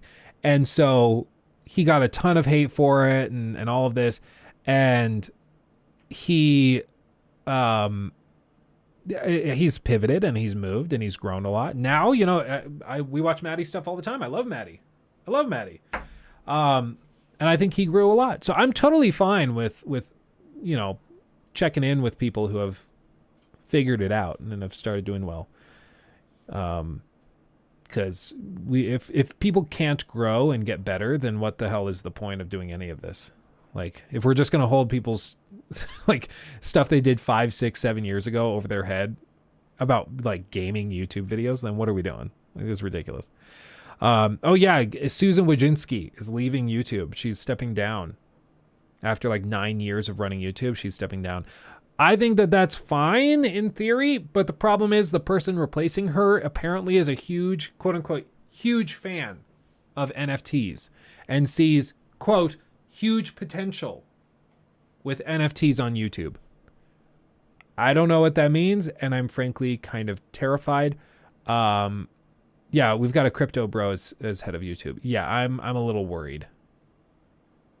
But we'll see. I mean, maybe he'll blow us away. Maybe he's going to open it up. He's like, yeah, you can say whatever you want. Maybe he's a free speech crazy person. Who knows? But change is always scary because YouTube already is a little unstable. And the idea that you can be canceled out of nowhere just because the algorithm shifts is horrifying. But who knows? Maybe he'll be great. Maybe it'll be awesome. I don't know. We shall see. We shall see. Did I miss some super chats? I think so.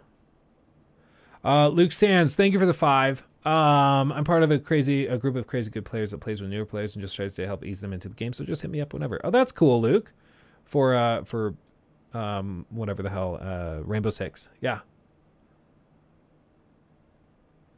Yeah. Okay, anyway, I'm gonna make a meme NFT out of Luke's face. I'm gonna make millions. I tell you, millions. Okay, let's finally do this. Okay, Jacob, cut back in here. Back to the topic after 20 minutes of rambling. Okay, let's do it.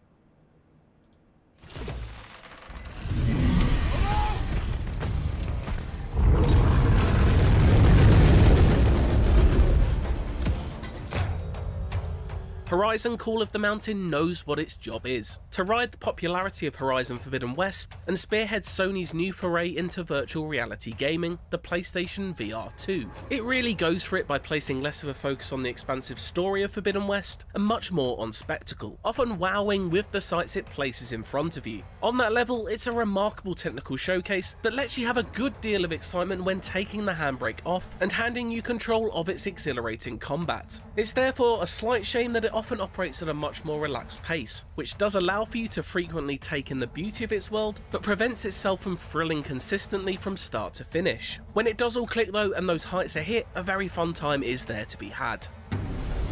We haven't come this far to get struck by lightning.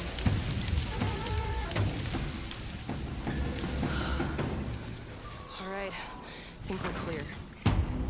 Similarly to how a Disneyland ride borrows from whichever film it's based on, Call of the Mountain takes the Horizon experience and condenses it into something much more bite-sized while trying to keep that same flavour. This is exemplified best by the Pirates of the Caribbean-like opening, in which your peaceful river cruise is rudely interrupted by the likes of a soaring Stormbird and a towering tallneck Dinobot. The first time you see the scale of some of these creatures really is a sight to behold, not only from the shift to true first-person perspective emphasising their true size, but with their presence felt further thanks to the haptic feedback felt in both each controller and the headset itself, as you quite literally feel the ground shake with every step as these massive machines pass by. It's a real showcase for the PSVR 2 right off the bat, with huge spectacle blending with small detail, right down to the delicate ripples your fingers make in the water and the rude splashes made by the feet of these giant machines. Blockbuster opening aside, over the course of its roughly 6-hour campaign, Call of the Mountain takes the essence of Horizon's gameplay and boils it down into a much more manageable set of tools that works in VR. Rocky landscapes to explore, He's doing like a quick dash thing. And I don't know, that would make me so motion sick. Because you see he like will quickly shift left to right. Down into a much more manageable set of tools that works in right VR. There. I think that would make me so motion sick. Oh. Yeah, man, still not convinced to buy one. It's starting at $8.79. Yeah, for Australia, it's crazy. Rocky landscapes to explore, hostile machines to take down, puzzles to solve. Like this needs to be a 10 out of 10. What's notable, however, is that this is very much a linear experience that stands in sharp contrast to Zero Dawn or Forbidden West's vast open worlds. An inquisitive mind is occasionally rewarded with fun side activities, such as stacking rock cairns or collectible archery targets to hit, but mostly you'll be guided down a funnel path. This narrow approach naturally works well in VR, even if some of the inherent exploration that Horizon normally offers is lost. Well, I guess this is why they needed a climber. now is the time to say that if you suffer from any level of vertigo, this may not be the game for you. I'm not too terrible with real heights, but here I did start to feel a little queasy when looking down at some of the ludicrous distances I could fall from. There are quite a few opportunities for potential plummets as well, thanks to the sheer amount of climbing you're asked to do. Climbing cliffs, climbing vines, climbing ice walls, climbing rock faces by lodging dual pickaxes into them, almost so much climbing that you may find yourself wanting to climb the walls of your house as well. Now, I wasn't naive enough to think that a game called Call of the Mountain wouldn't involve some climbing, but I was taken somewhat off guard when I found that it really is the majority of what you'll be doing here, especially in its early hours. Climbing isn't overly challenging, but honestly, reaching for handhold after handhold gets quite dull after you've scaled your third or fourth outcrop. It does get slightly more interesting once tools such as the grappling grabcaster are introduced, and the immersion of it all as the wind swirls around your ears and the excellent music swells as you reach the next peak is undeniable. Although some ascents offer slightly more excitement than others, I can honestly say I never found climbing to be consistently fun. It's frustrating then that it dominates much of what you'll be doing in Call of the Mountain, in particular when compared to its much less frequent but infinitely more exciting combat sections. Largely taking place in mini arenas, these gladiatorial battles against all manner of unfriendly machines are often the highlight of each mission. Armed with the signature Horizon weapon of a bow and arrow, you'll quickly find yourself aiming for enemy weak points using the PSVR 2's impressive eyeball tracking tech, and then quick dodging out of the way of flying melee attacks before ducking and weaving your head. That's kind of cool. So it uses the eyeball tracking to help you aim. That's kind of fun. I'll give him that. Head out of the way of projectiles. Stacking rocks remind me of something else. Assassin's Creed Valhalla. It's a set of Valhalla combat options that gradually builds over time as well, as new ammo types are introduced and your arsenal expanded. As stronger foes present themselves, naturally more firepower is needed, and with it, the levels of excitement to find increase. A thrilling fight against the colossal Thunderjaw being a particular highlight. Preparing yourself for encounters becomes increasingly more important as you build all sorts of elemental arrows in a pleasing crafting system that lets you manually attach arrowheads, explosives and flights, thus further creating a tangible connection to the world. More gratifying than crafting arrows though is of course firing them, and in this regard Call of the Mountain has really nailed it. There's a real pleasing ping to the way each arrow flies off of the bowstring, and haptic feedback tickles your palm. And then an even greater thrill as it slams into whatever is unfortunate enough to be in its way and sets them aflame thanks to explosive blaze. Unlike the climbing, it just never gets old to watch sparks fly and machine parts fall off as the fundamentally brilliant Horizon combat successfully makes its way into the virtual reality space. Puzzles also pop up here and there, and again serve as a welcome break from climbing. Did I mention there's a lot of climbing? The problems are sometimes fun, but never overly difficult, and once the novelty of actually physically picking up gears and slotting them into position myself wore out, there became yet another minor obstacle on the way to the next combat encounter or story moment. That story is serviceable, but one that is definitely engineered in order to facilitate big moments and fun cameos, rather than tell a layered tale itself the way the previous two Horizons have. Here you play as Reyes rather than Aloy. He's a Shadow Carja rebel who must complete a series of tasks in order to atone for his crimes. His internal monologues are mercifully limited in a smart maneuver that allows you to experience this world firsthand yourself and not be distracted by voices in your head. Naturally, things escalate as the plot thickens, and the second half of the campaign becomes much more engaging than the first, thanks to the action increasing in both quality and quantity. A personal highlight is the aforementioned Thunderjaw cat and mouse section, which conjures up memories of Jurassic Park at its rousing best.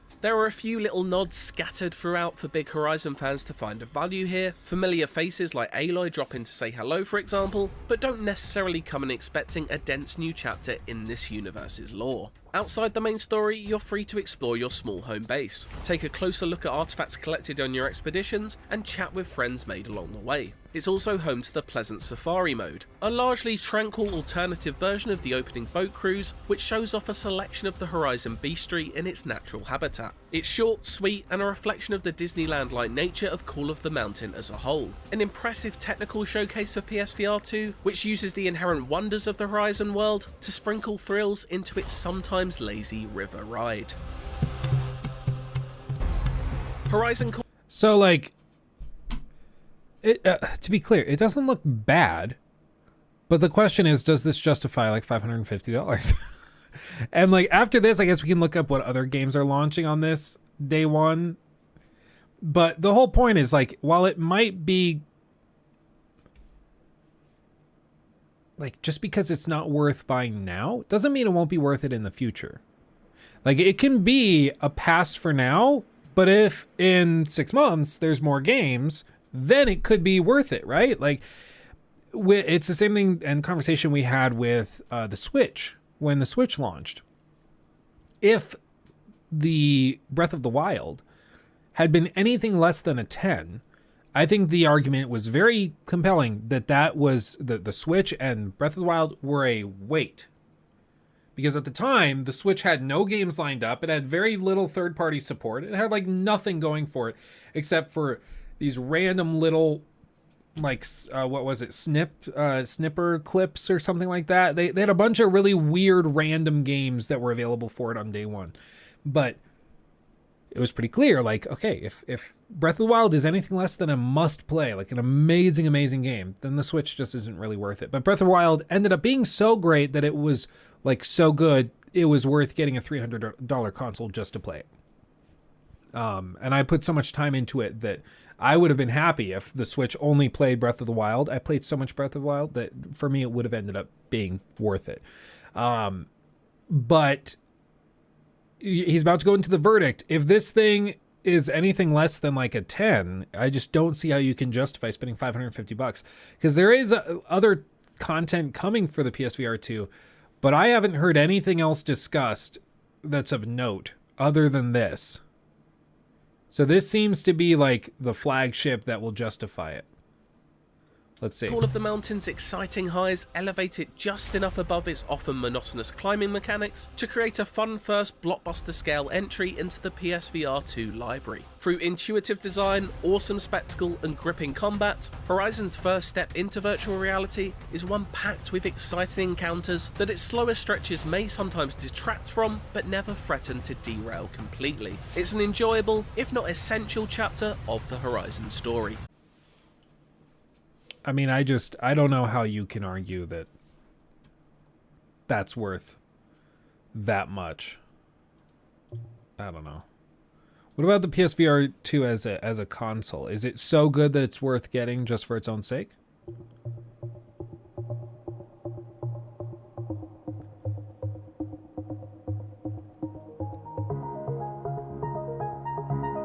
It's a sexy controller. Sunny. It's a thrill when we get to say this about a new piece of gaming hardware. The PlayStation VR 2 is a true generational leap that makes the old one look like a piece of junk. It's not exactly cheap, but that wasn't that hard. I tried the original PSVR once at like a friend's house who we went to visit. I'll tell the story of that time. There was a weird stuff happened at that friend's house. It was really weird. But I tried this once and I did not think it was very good. So I guess it's not that hard to beat, especially like in the age of the Quest 2 and the Valve Index and stuff. There's some really good stuff. for $549.99, you get a high-end headset with a 4K HDR-enabled OLED Hold on. There's like screen, a 110-degree field of view, built-in. Oh God, that's gonna drive me crazy. Can you guys hear that? It's only when we play the video, so it's in the audio of the video. There's like a super freaking high-pitched tracking cameras and eye tracking. Oh God, that's gonna give me a migraine. You guys, Jackson can hear it. It's gonna like break my brain. I don't know if I can. Let's just watch the Digital Foundry one. I feel like a crazy person. You guys hear the beeps? You guys hear this? The loud, high-pitched squeaks? Yeah, I'm just. Sometimes having decent audio kind of drives me crazy. I hear that in my brain. Yeah, it's like it's bad. It's probably headphone users only, but like that's an oopsie to put out a video like that. Okay, let's see. ACG, yeah, ACG's got one. VR ecosystem can be a daunting step to get into. Unlike a game that you can just put down, VR is a hardware step in addition to the platform, and judge not only on what it can do, but how easily that it does it, how well it mimics other functions, and how good the sense of presence is. Standalone versus wired is a battle that's going to rage until compression somehow takes that out of the equation. And the PSVR 2 joins the wired headset VR family very soon. The PSVR 2 comes in the mid to high price range, $549 for the system alone, with tracked haptic controllers via internal cameras, high eye tracking fidelity built in, combined with hopefully Sony's excellent understanding of comfort, and merging it all together into a system that feels natural with the PlayStation 5. Thanks to Sony for the review unit. As you guys know, that means I buy a unit of my own, and I will give it away to one of the watchers, as actually putting out my money on these things is really the only way to feel if it's worth it or not. No freebies here. PSVR 2 is Sony's gamble into the otherwise strangely fragmented VR ecosystem, especially when they originally announced it to now. Where Meta once reigned, its own price increase slowed the market, and then the delivery of its next-gen version, so outpriced as to be a different consumer type completely, ended up showing that VR didn't have the best future. Strangely, AR and video eyeglasses like Nreal Air have been getting greater fanfare, but Xbox long ago canceled their own plans, and Sony is the remaining unit put together on consoles to do this. Enter the PSVR.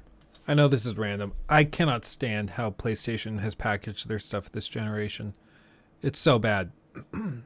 It's so boring and uninspired. It's just like all white, basic cardboard, like little twist ties. It's so unexciting. At least the Xbox, you unbox the Series X and you open it up and it's like, oh, it's like in its own little display case in the box.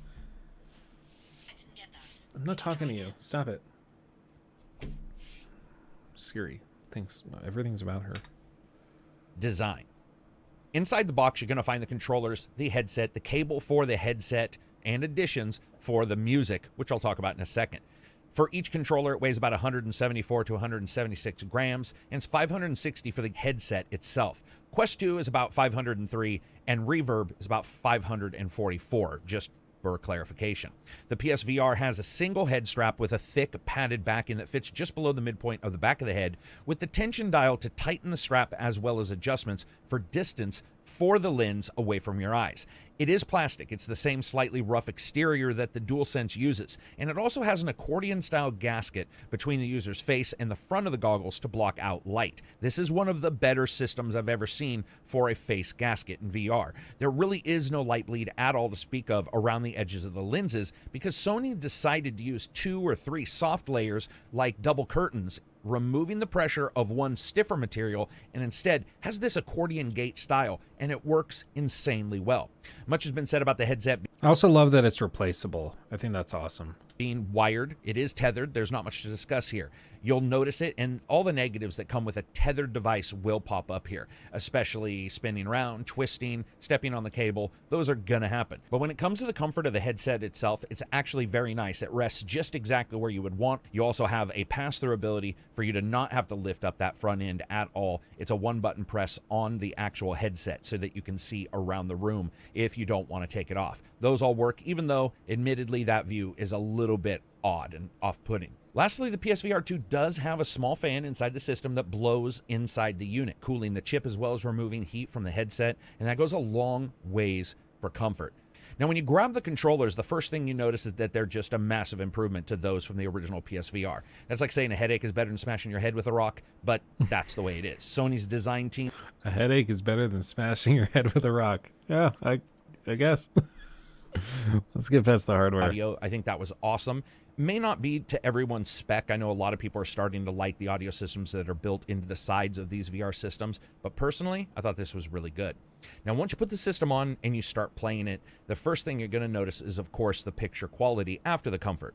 The PSVR 2 is using an OLED screen with 2000 by 2040 per eye resolution and a refresh rate of 90 to 120. While not the highest resolution of all the headsets that we can test are out there, it's a massive step up from the PSVR, and more importantly, this means that when gaming, the resolution is much closer to an HD display than you would normally see on a headset. And that comes into play the moment you decide that you want to just jump into a normal game and play that game without taking the headset off. It is a huge boon. Second screen works for this. The original looked pretty good, whether viewing full VR content or normal games, though. The PSVR 2 has a picture quality that is actually outstanding for what you would expect when looking at a console that's just displaying your Hogwarts or your God of War. I mean, it sounds like just across the board, the hardware is really, really good. And I don't think that there's much of a question there. It's just a matter of whether or not there's content for it to justify, again, $500. Let's see. This is the list. VR2, 13 new titles and launch lineup. Okay. So, launch window lineup. Launch window, I don't know what launch window. 30 games on track for release starting February 22nd. So I don't know what starting means. I mean, so this stuff could be coming out 3 months from now, 6 months from now. Okay. Moss Book 2, Pro Era, No Man's Sky, Synth Remastered, Tentacular. Wow. Onagoro, Tetris.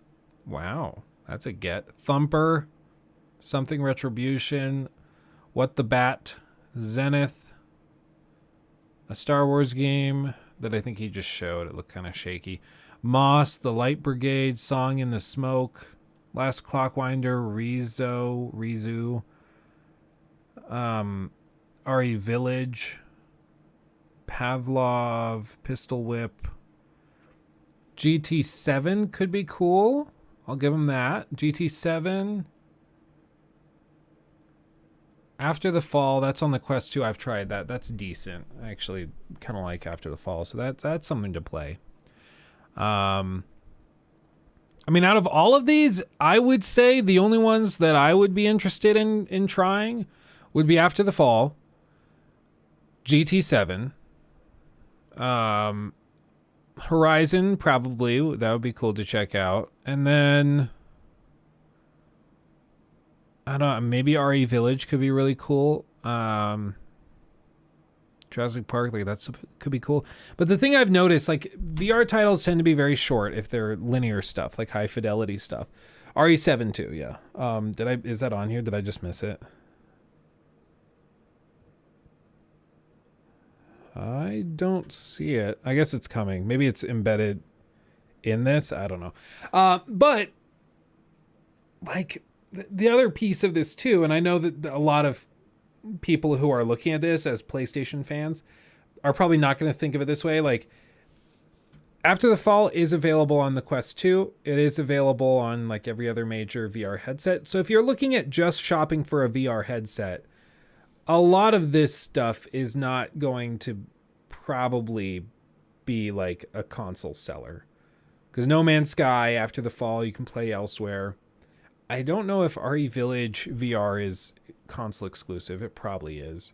Because RE7 was console exclusive. No, didn't they bring, or did they cancel it? PC VR for that. I don't actually remember. Did they ever bring Resident Evil 7's VR to PC, or did they cancel that? I don't know. Anybody know? Sony missing a big piece of the pie by not doing PC support. That's PC VR gamers as well as VR porters. Yeah, I mean, let's be real. That's a lot of people. It is. There's a mod for the PC, but it's not official. Okay. Because I was like, I could have sworn there was some scandalous thing with that long-term support. You can play with Vorpex. Okay. I don't know. It's, to me, honestly, like, if you're shopping for VR, this is a 7 out of 10 according to IGN. What I heard from Carrick from ACG, it's on his, can I find it? ACG.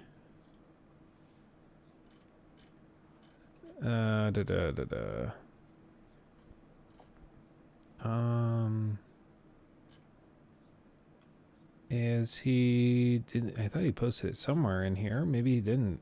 Am I just spacing it? Oh, here. My Call of the Mountain review is that it's not a great VR game and it's not a very good Horizon game either. He was not a fan. Not a huge fan. Like, reviewers, nobody's saying this is like a 10 out of 10. There's no consensus like Breath of the Wild that this is a console seller. So everything else, like After the Fall is fine. GT7 VR, I'm sure is pretty cool. No Man's Sky, it's not exclusive or anything, so it's not really a console seller. And then Resident Evil VR stuff, I guess, could maybe be a console seller for you. But for me personally, none of this is doing it for me. None of that's doing it for me. Let's see. Oh, Phil just sent me a screenshot. Hold on.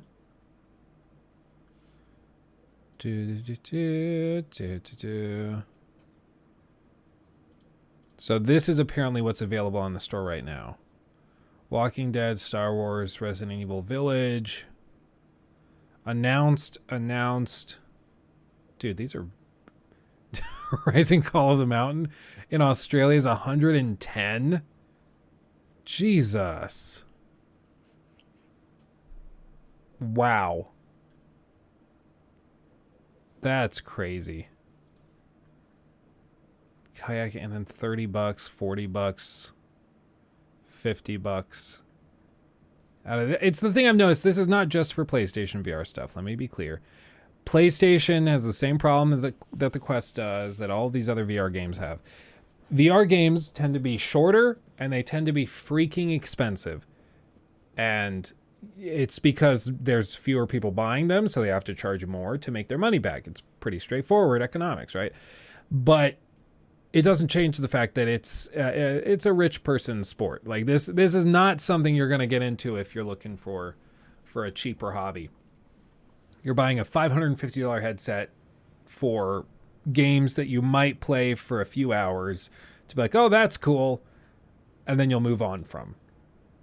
And I'm looking at this and I'm like, for $550, I would want something that I can spend a few hundred hours using at least. And Call of the Mountain rather, is like 7 to 8 hours. They apparently don't have RE8 listed for sale or for download. Maybe that's just Australia though. But like this stuff, I don't know if you're going to be spending hundreds of hours in any of this, even across all of it. I don't know.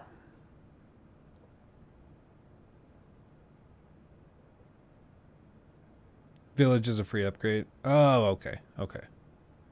That makes more sense. I mean, honestly, it's just, for me, I don't get it. I don't see it. But maybe you see it, and honestly, if you have the expendable income to do it, more power to you. But I am not sold on this, and I don't see how you could justify $500+ on that. So that's my personal opinion. Are we getting Starfield VR? Probably modded or something, or they'll sell it to you 6 months after launch for full price. Probably. Why would you buy this when you can get in on that metaverse? That's a good. What if that was my whole like thesis in a video? I do like a review of this, and the whole review is just PSVR 2 is an impressive piece of hardware, but it doesn't have the metaverse, so can't recommend. 4 out of 10. Like, just not into it. Kush, thank you for that. Hi, Luke. Do you think that Sony would push their first-party studios to make VR games instead of traditional titles? I think that they had the opportunity to do that, and this is that. I think Call of the Mountain is their attempt at that. I think they are kind of walking the line where they don't want to overinvest and then not make their money back. So they are instead having like one launch title that's first party, super high budget, whatever, in the form of Call of the Mountain, and then they're hoping that that sells the console. And then third-party devs will get in and do it. But I'm just like, I don't see this. I don't see the hype and excitement at anywhere near the level that it was for the original PlayStation VR. So I don't really expect there to be a flood of new developers getting in on this and starting to develop VR stuff, which is the only way that this really starts to make sense. So I don't know. I'm not going to be buying it. I will be waiting. But I also don't expect to ever buy one of these because I just don't think that it's ever going to get to the point where it makes sense. Personally. But if you listen to some of the PlayStation bronies, this is like the next phase in gaming. This is the start of a technological revolution, and it's just ridiculous.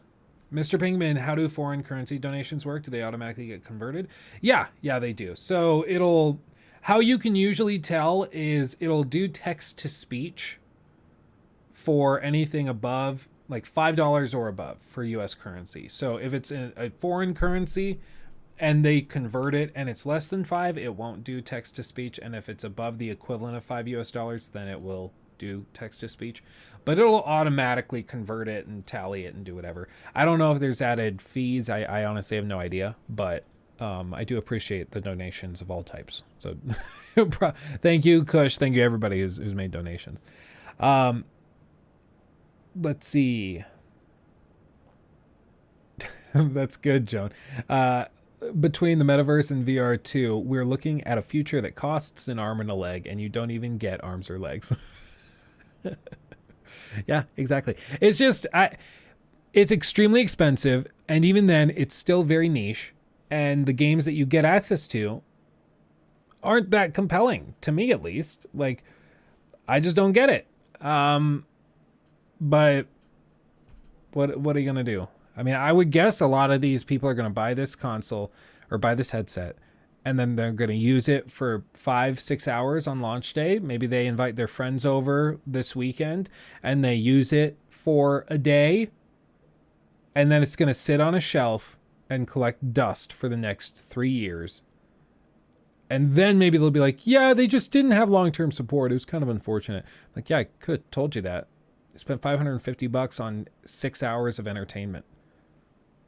Like, you should have gone to a Broncos game. At least then you can get a beer. Like, it's just, oh man. Did I give away God of War? I did send, I think so. I don't know. I had a bunch of people message me on Discord. It was really late at night. I don't remember if I sent it. But try sending me a message on Discord, and if I have not given it away yet, I can toss it your way. Because I don't care. It's just, if I haven't given it away yet, it's just sitting there not being used. So I'd rather you use it. Okay, now let's get to the titular topic. Wild Hearts. Wild Hearts, for those of you unaware, Wild Hearts is sort of a spiritual kin to Monster Hunter World. That's at least what they're trying to do with it. It's supposed to be sort of a game that scratches the itch of those of us who like Monster Hunter stuff while we wait for whatever the next Monster Hunter game is, which better come soon because Monster Hunter World was like 5 years ago, so they really need to get it figured out. But Wild Hearts has gotten some mixed reviews. People are not super thrilled about it, not super into it, and we're gonna see. We're gonna check it out. We're going to check out a quick review to see what the broad strokes are from somebody who's played through the entire game to see what they think of the game itself. And then we're going to boot up the game and see how it runs on a 4090 and very nice Rolls Royce of gaming PCs over here, provided by Apex Gaming PCs. Check them out at apexgamingpcs.com and tell them I sent you. And, you'll be helping the channel. You'll get an awesome PC. So we're going to see how this thing actually works. So thank you everybody for being here. Let's just jump right into it. Make sure to like the stream, by the way, guys. That actually does make a big difference. So make sure to like the stream. Okay, quick little detour real quick, Jacob. I'm sorry. John Fleming, new fan here. Luke, you work hard on your content. I really respect that. Thanks. Have you seen the new Very Weird Day Before Dev Diary they released today? Curious about your take. I have not seen that. We will check that out after this. That sounds freaking hilarious. I'm very interested in that. That could be really, really funny. Yeah, remind me. We'll watch that after this because I'm very much down for that. Luke, thank you for the 2. VR won't impress me until full dive, so probably never. Yeah, I don't think that will. At this point, the only way it's worth it is if a ton of devs spend a ton of money to make games for it. But the only way they can do that is if they make their money back by people buying those games. And the only way people can do that is if they have a ton of consoles. And so there's a ton of people to buy those games. But for people to buy the console, they need to have games. So it's just this stalemate where nobody wants to make games because nobody has the console, but nobody wants the console because nobody is making games. And I just don't see any huge check being written by PlayStation to fix it. I think if Xbox had a VR headset for the Series X and they were like, yeah, we're going to spend $500 million developing first-party games for this, then it could actually be successful. Then I think that would start like a gold rush of VR development. But nobody's doing that. And PlayStation, they'd spent millions making this Call of the Mountain thing that's a 7 out of 10. Like, that's okay. And I just don't think that that's enough to justify a $550 game. How did the first Xbox get around this? I mean, a lot of them paid studios to make stuff exclusive for their consoles. And it also, the thing to remember is a lot of consoles have come and gone. A lot of consoles have launched. And now we pretty much have PlayStation, we have Xbox, and then we have Nintendo. And that's about it. But back in the day, I mean, you had the Dreamcast, you had Sega's stuff, or Sega Dreamcast, I guess the same thing. But you had Atari, but way back when, competing for this too. There's been brands that have come and gone and died because they couldn't get players to keep on their platforms. So it's just been a thing. Now it's established enough that it's competitive, but as for the VR thing, they just have to find a way to get games for it. And I don't think that anybody's going to just magically start doing it, hoping and trusting that it ends up paying for itself. Well, we made it in the end. I was starting to think we'd never see it again, but here we are. This is Minato. Do you dream Very of the Monster chance to Hunter-y. get drop-kicked by a lava monkey the size of a building? Of course you do. And goodness gracious, is Wild Hearts excited to make that dream a reality. Omega Force and EA's take on co-op monster hunting is a remarkably familiar one, spicing up enormous elemental animal fights with on-the-fly building mechanics. But even though its crystal clear inspirations lead to unavoidable comparisons that aren't always flattering for Wild Hearts, learning how to best take advantage of its Karakuri contraptions both in and out of fights is always a lot of fun.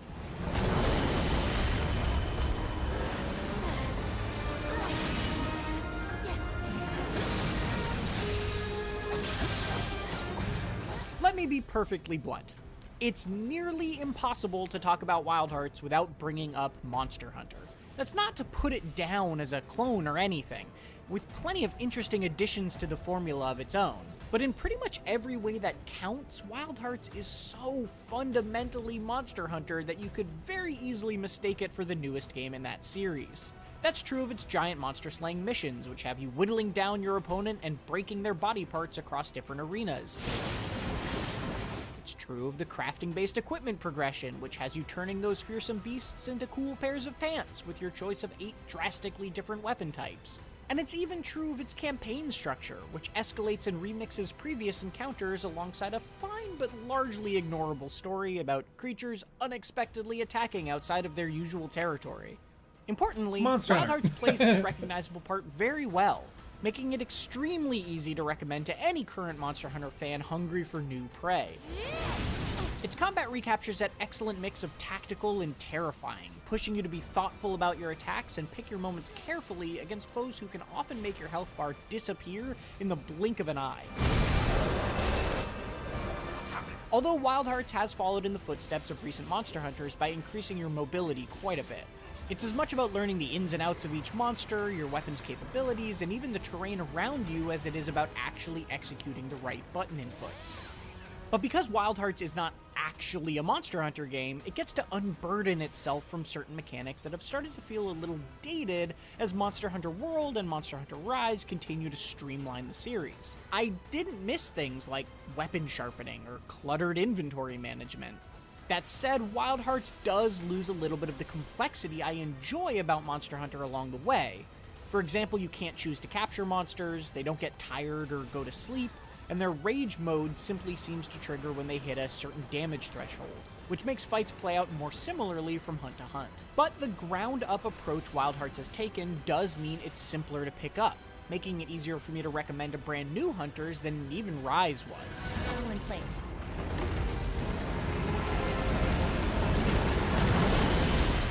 The biggest way Wild Hearts truly sets itself... Oh man, I want this to be so good. I want it to be good, but already you're seeing some snippets where I think what it is it's the like FSR AMD upscaling stuff that they use, where they like render it at a lower resolution then use AI to upscale it, but sometimes it leads to things looking super grainy. That looks like what this is, I'm thinking. Apart is in its excellent Karakuri building system. Outside of combat, Karakuri allow you to place structures like fast travel tents, zip lines, crafting stations, and even decorations anywhere across its 4 hunting maps and hub town. This system is delightfully flexible, turning the wonderfully detailed maps into little puzzles to be solved in whatever way you see fit, rather than just static arenas to fight in. During those fights, your Karakuri play the role of quick-use support items. All in place. You can summon stuff like simple blocks to jump off of or build walls with, and springs to launch you in any direction. Everything you place sticks around until it's destroyed, too, so battlefields are often strewn with the remnants of past encounters, which is especially neat when you join someone else online and see their version of the world. This system is interesting already, but it really shines when you start unlocking fusion Karakuri. These let you stack basic objects in specific patterns to make special constructs like huge bombs or chain traps, which ends up feeling like a mini combo system to master. Outside of your mechanical contraptions, each of the 8 different weapon types play very differently from one another. There are your standard options like a middle-of-the-road katana, a huge but slow hammer, or, well, literally just a gun. There are also a couple of unique choices, like the quick-bladed umbrella that's built around parrying attacks. Wild Hearts combat is always a fun dance of reading attack patterns and timing both strikes and dodges well, but it was admittedly a little daunting until I found the weapon that really clicked with me, the claw blade. This fast slicing knife also lets you pretty much fly through the air after hooking onto a monster, making for some absolutely epic moments as you strike from above.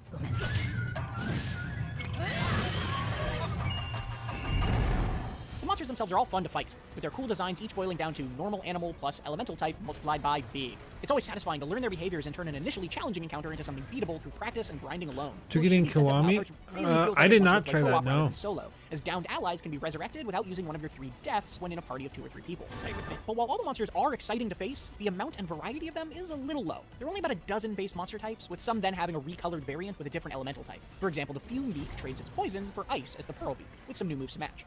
Monsters are also buffed into stronger versions of themselves after a certain point in the campaign to reset the bar and give you better versions of their equipment to chase. This structure also closely mimics Monster Hunter games, but the comparison is so direct here, the lower variety noticeably stands out. I haven't necessarily gotten bored of fighting these monsters, but their reuse happens alarmingly quickly, and makes the overall pool feel pretty shallow as a result. That may also be a symptom of Wild Hearts' campaign, which is quick to put you up against foes it's confident you won't be able to beat without proper preparation.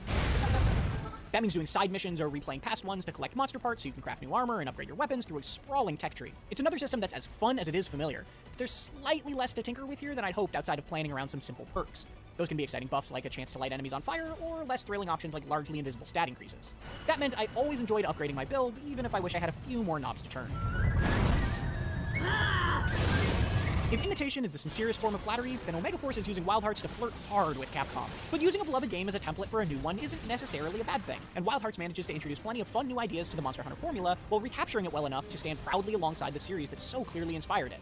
The way it simplifies and streamlines things makes for a slightly shallower package, but its Karakuri building adds a fresh new way to interact with the map in its place. And while its lower monster variety is certainly disappointing, I'm still having enough fun that I'm excited to party up with some friends and dive back into both challenging and... Okay, a great rating.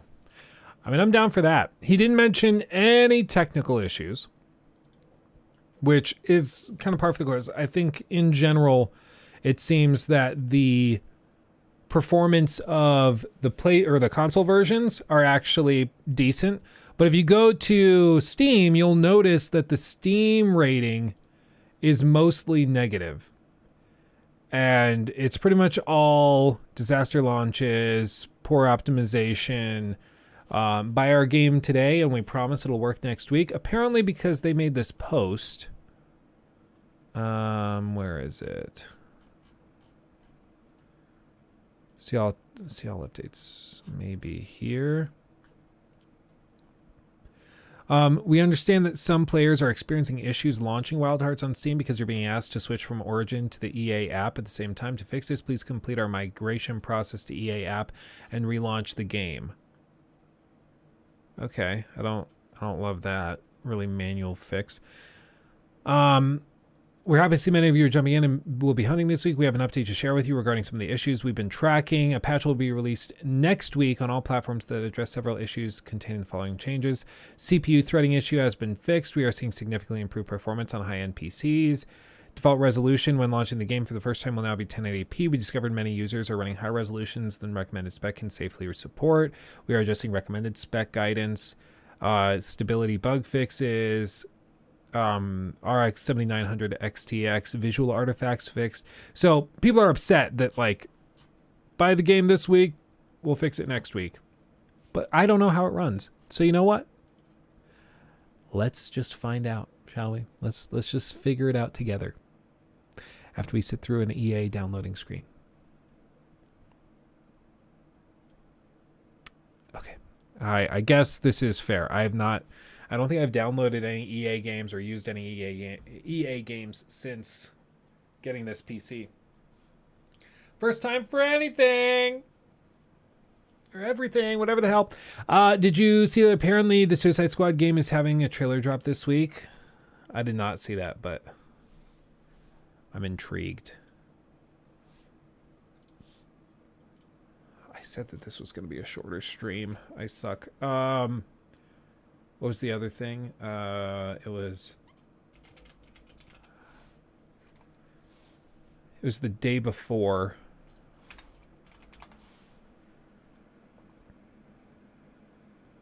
Was it Fantastic? Did they post it? Dev vlog, 6 minutes long. Life at Fantastic. Oh man.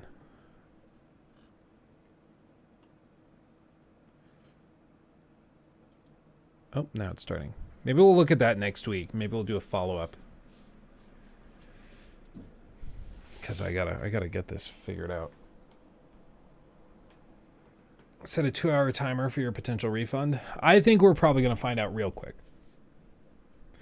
And I mean, my goal was to do a shorter stream, so we'll try to wrap this up real quick. Allow access, whatever. Guide narration enabled? No. U is the button.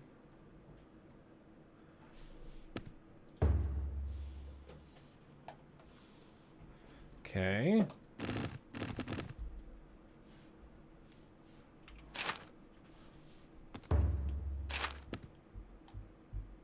Do you want to change other detail? No. Let's just get into it. Let's see how it goes.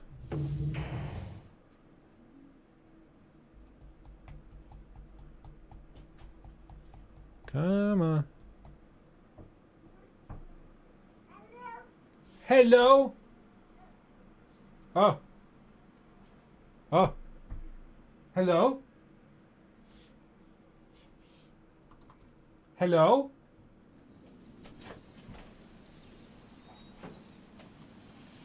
Hi.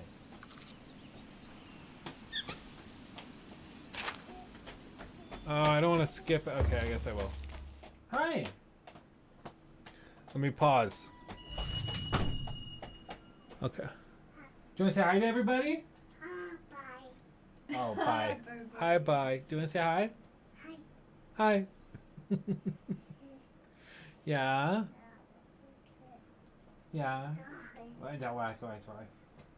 We're just wrapping up. Been doing anything fun? Yeah. Target. Say I fell asleep in the car for 5-10 minutes. So Oh. Mama's trying to get my energy Yeah. going so that I take a nap today. We gotta figure out what to have for lunch. What do you want for lunch? No. He's like, I don't know. I'm a baby. It's like I had the cake pop in Target. It was great. Oh yeah, cake pop. Oh. Mm-hmm. Target again. Shocker. Yeah, exactly. They know you. Oh, he took a tower off. I am Baby, destroyer of worlds. There. Can you go see Dada? Do you, Go do you want to see this game? Come on, go see. Do you want to see this game? Why don't you?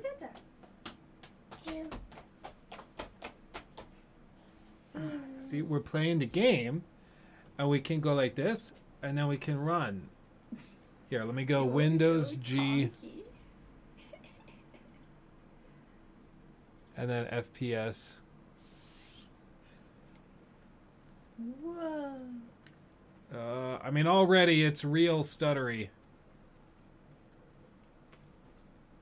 Ooh. Ooh, baby. Really stuttery. GPU's at 18%. What? Okay, hold on. 4K, blah, blah, blah. Blah, blah, blah. Can you say blah, blah, blah? Can you sing a song for everybody? La, la, la, la, la. Oh, yeah? Lachlan, can you sing a song? So that didn't help. It's still performing terribly. Oh, you get down? It's like, I have to do Legos. Gotta get the Dementors. I mean, the dead giveaway for a bad PC port is that GPU utilization is super low, and it's at 33%. Uncapped frame rate up to 144 frames. And it's struggling. Turn off VSync? Okay, let's try that. Graphics.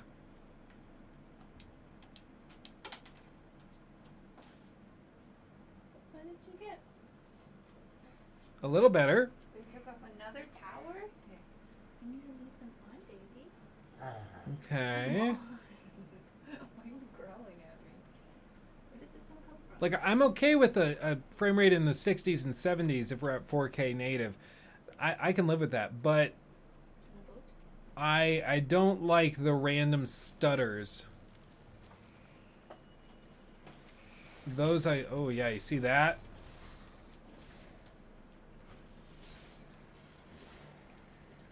So this is a new game, Miss Nikki, that launches today. That we were all really excited for because it was like a spiritual successor to Monster Hunter. But allegedly the PC performance is just terrible. Hey, no. No, baby. No. Where did you get this tower from? No. Yeah, I mean, now it's up to 100. Go upstairs and get some lunch. Daddy's gonna wrap up here in just a few minutes. And then Daddy come up and we can go down for nappy. Lucky. You go say bye-bye to Dada? You go give him a kiss? Bye. You go give him a kiss? Have a hug? Oh, he pats my arm. Thank you. He thinks hugs are going like this on your shoulder. You're a good fella. I'll be up in just a few minutes, okay? Say bye-bye. See you in a second. Bye. Let's go upstairs. I'll see you in just a minute. Bye, Dad. Bye. Let's go eat a snack. So busy. Go eat some lunch. So busy. Man, if this is how it runs on a 4090, yeah.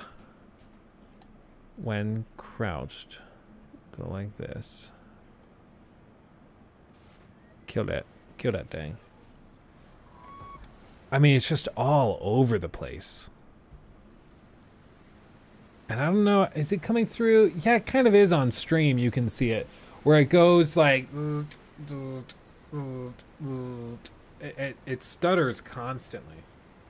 I think the frame rate chart is showing that. Like, that should be a smooth line. That should be flat. There's... Oh, God. There is no reason that this should run at 26 frames a second on this hardware. Like, that's crazy, dude.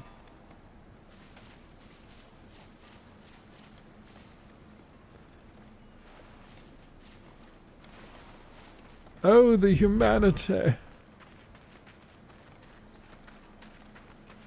Yeah, I think they capped the frame rate during cutscenes, which is not that crazy. I've seen that before with a lot of games, where they'll drop to 30 for cutscenes, or you know, if it's certain games, they'll cut it from 120 frames down to 60 for the cutscene, whatever it is. But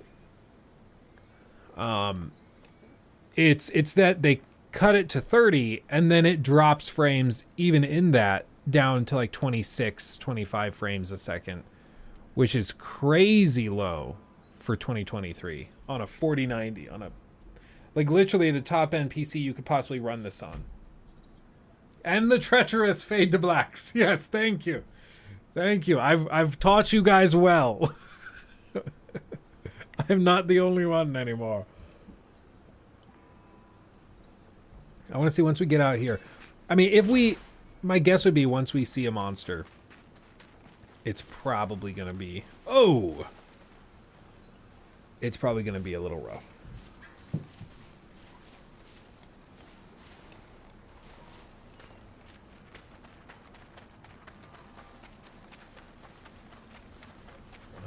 Source of the music. I don't hear music.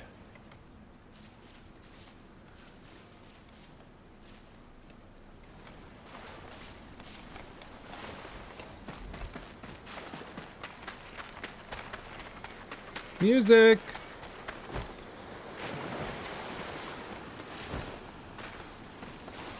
It says find the source of the music. I can't hear any music. There's a little, maybe?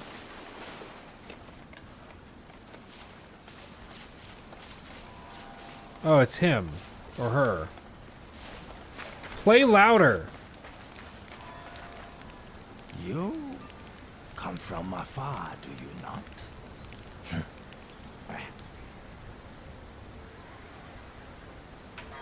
Fade to black. So, a visitor in the land of the East.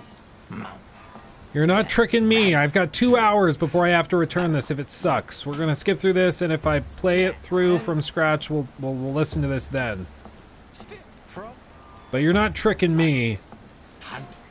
I'm not sitting here losing my chance to return stuff. Yeah. Remove the hat. Character creator screen.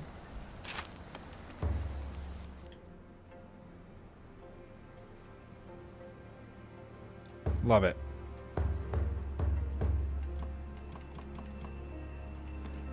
Oh yeah, and then here it's at 28 frames, 30 frames. Why did they drop this to 30, dude? That hurts. I get it's a menu, but...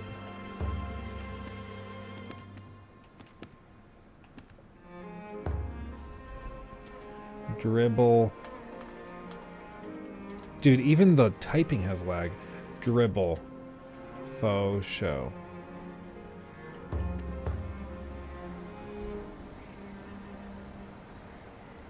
Tell me, do you have a destination in mind? East of us. Let's just do it. Okay, let's see. Lock it at 30.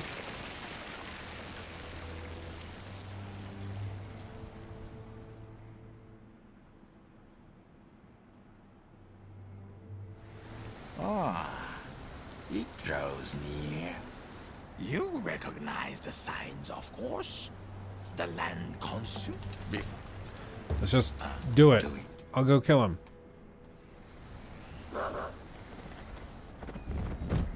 Oh, dude. See, that's... Oh.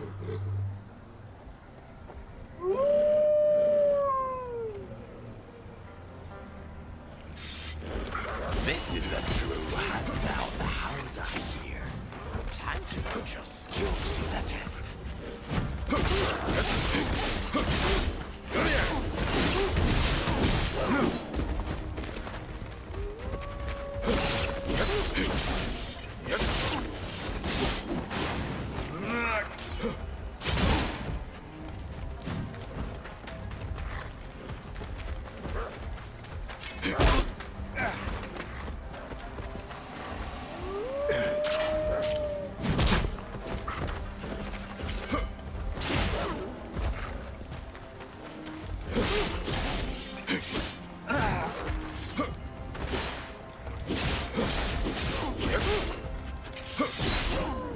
The combat feels good. Very good. Now, the ringleader. Venture on, hunter. Into the snowstorm. The combat feels good. But venture with caution. But yeah, my advice would be to just play Monster Hunter World. Well, that's the thing, is it's like, if your game is tantamount to just like Monster Hunter World, but with some crafting mechanics and stuff, you have to make sure that you don't give people any reason to just go back to Monster Hunter. Because what people like me who have played a lot of Monster Hunter will do is they will look at this and they will be like, wow, this looks like Monster Hunter. I miss Monster Hunter. I'm gonna go play Monster Hunter. And so you gotta find a way to bring people back. By the way, Kanal, thank you for re-upping your membership. Appreciate you. Thank you. But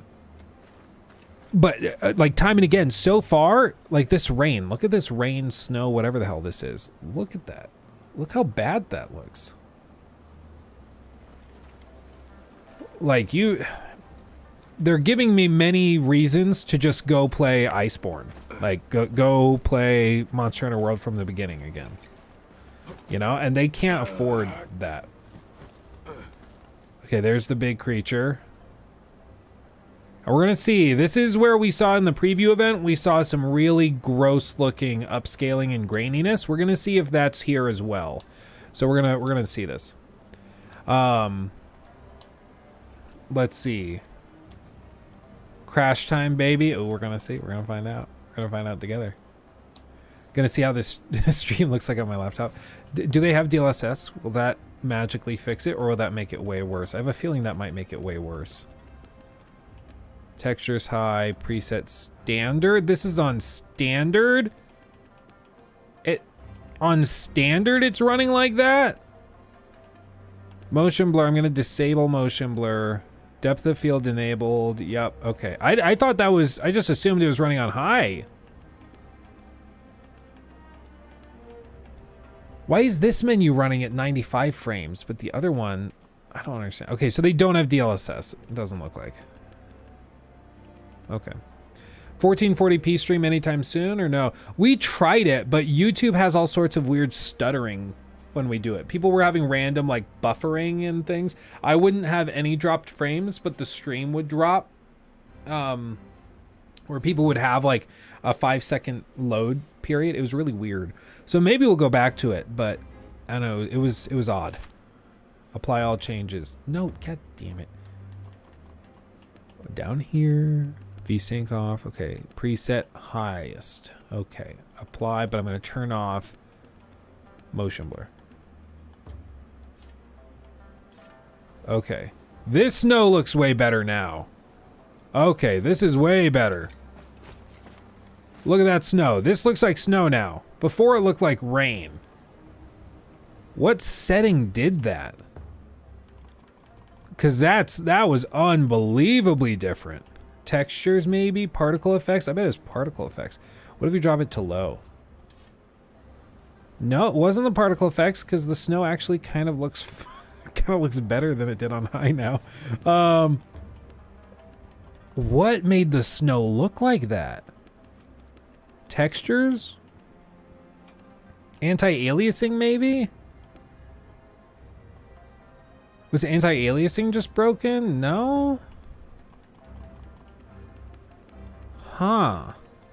One of these makes the snow look unbelievable. Like terrible. Texture filtering maybe? No. I don't know, but I mean you can see if we go graphics and we go to like low settings, preset lowest. Wait, now the snow is fine. What happened?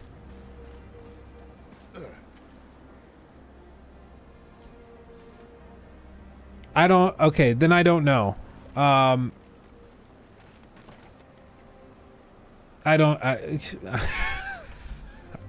wish I had answers. We changed it from normal to high, and then it looked better. Now we're changing it from high to lowest, and it looks better than it did on normal. Or the recommended. What is happening? I don't understand that at all. Preset. Standard is where it looked terrible. Dude! The standard graphics setting is busted. Look at that. So it's only when you set it to standard it breaks.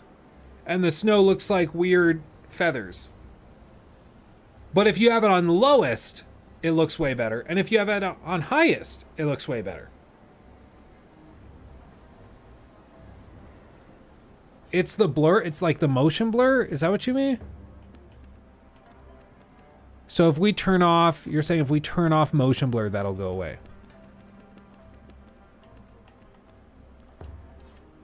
You're right. It's just the motion blur is so horrible that it makes the snow look like feathers. Wow, dude. This is bad. At what point do you just like do a hot fix to remove, just remove the blur, remove motion blur? Because this actually looks decent. I can work with this, but that motion blur is broken. Like, there's no question. That is some broken ass garbage. Garbage. Okay, let's see this creature. Let's see if we get frame dips.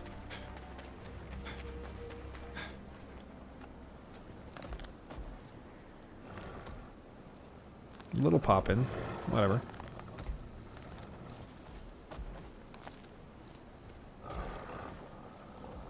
It's like the opening to Sekiro.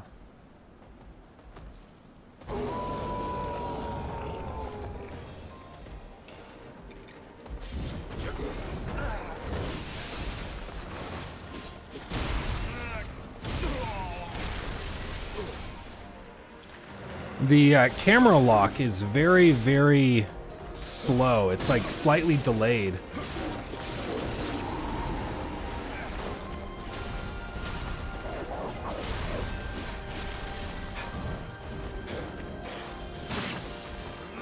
Rude.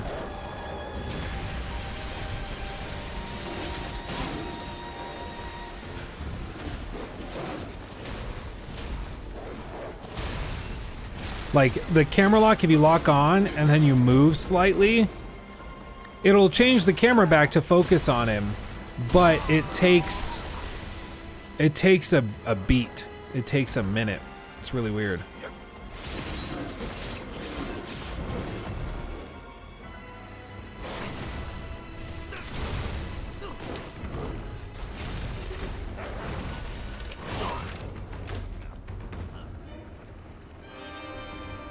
Yeah, this is just the opening of Sekiro.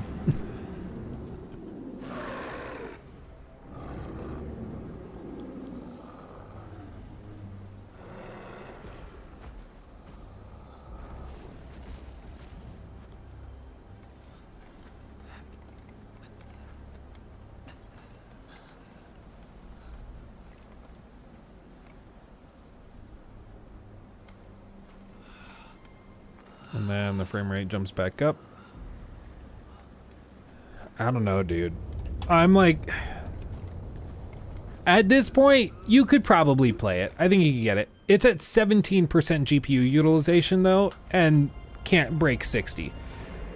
That's pretty rough. And then this cutscene drops into the mid-20s. Like, this is a $70 game running on like a $5,000-$6,000 computer, and it's playing like this.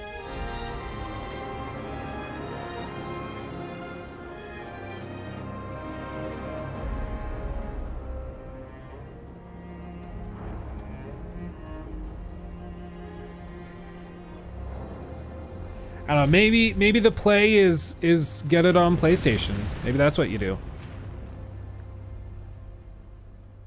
Because, I mean, it got an 8 out of 10 from IGN on PlayStation. Yeah, people are saying the frame rate, or the PlayStation version's pretty good. Like, they're rating it great, they're liking it, but the PC version is the one that has all these problems. And honestly, if you played this, I think you just accept that it's not going to be a very good-looking game. Just run it on lowest settings. It doesn't seem like it has that much of a difference, though. Like, you can play it on high, and it just doesn't do much better. But,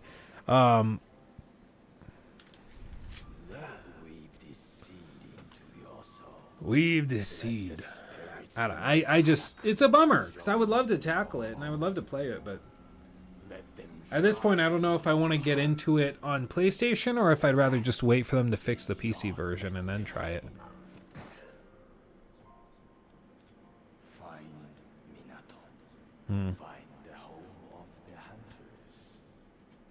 Kunal, awesome. 4 months, dude, that's great. We've gone full circle and returned to the era of terrible PC ports, just like the PS3 and 360 era.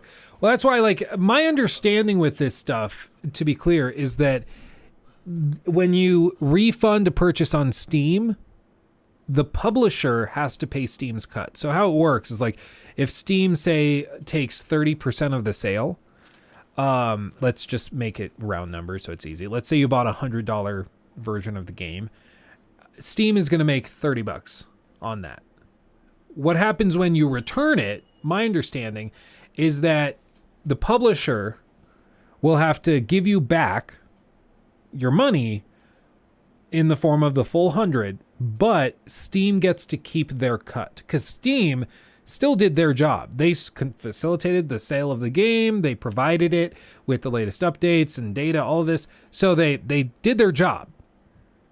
But the publisher is at fault because the game didn't live up to the customer's expectations, blah, blah, blah. So they want to return it, but Steam still gets their cut.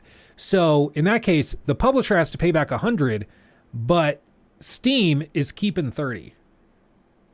And so when you choose to refund a game, it actually financially hurts the publisher. And that's why, you know, it can actually send a message when a bunch of people are excited for a game on Steam, they buy it, and then they hate it and they return it and refund it.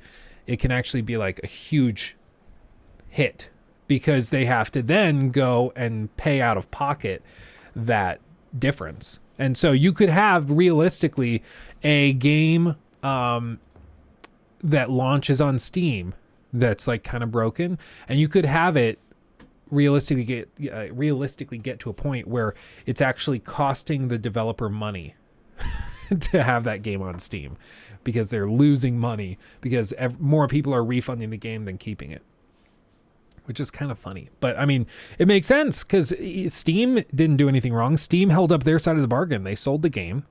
They handled customer service. They handled all of that. And the customer didn't like it, so they want their money back. But Steam did their stuff, so why should Steam have to lose that money too? So Steam keeps their money.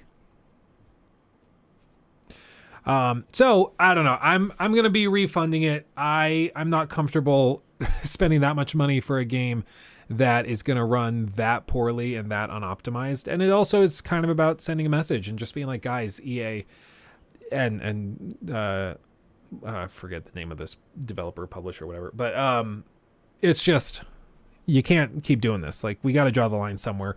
And if you're going to charge me $70, the game needs to be able to run with my hardware. And my definition of run is utilize the hardware. Like, utilize the hardware. If I have a PC that's like at 14% utilization trying to run your game and frame rates are dropping everywhere and it looks like garbage, I don't like that. That's not good. So hopefully they fix it and then I'll be down to try it. And maybe it'll be my new favorite Monster Hunter-like game. But as of right now, I'm just not that impressed. It's got to do better than this. I would have no problem sending a message to it. Yeah, that's kind of where I'm at. Gameplay or technical issue. Game runs poorly. I'd like to request a refund. Refund to my Visa. Submit request. I bet they're getting a ton of these right now. We gave it a shot, but after 25 minutes, I mean, it's pretty clear it's just not well optimized, and it's kind of, it's woke garbage, right? Is that what we say now when we don't like something? It's woke garbage. And uninstall. There we go. I will save this Life at Fantastic story for next week because I told Nikki I would go help put the baby down for a nap. So I'm going to go help do that. And like I said, I'm working on a game that I get to review for Monday.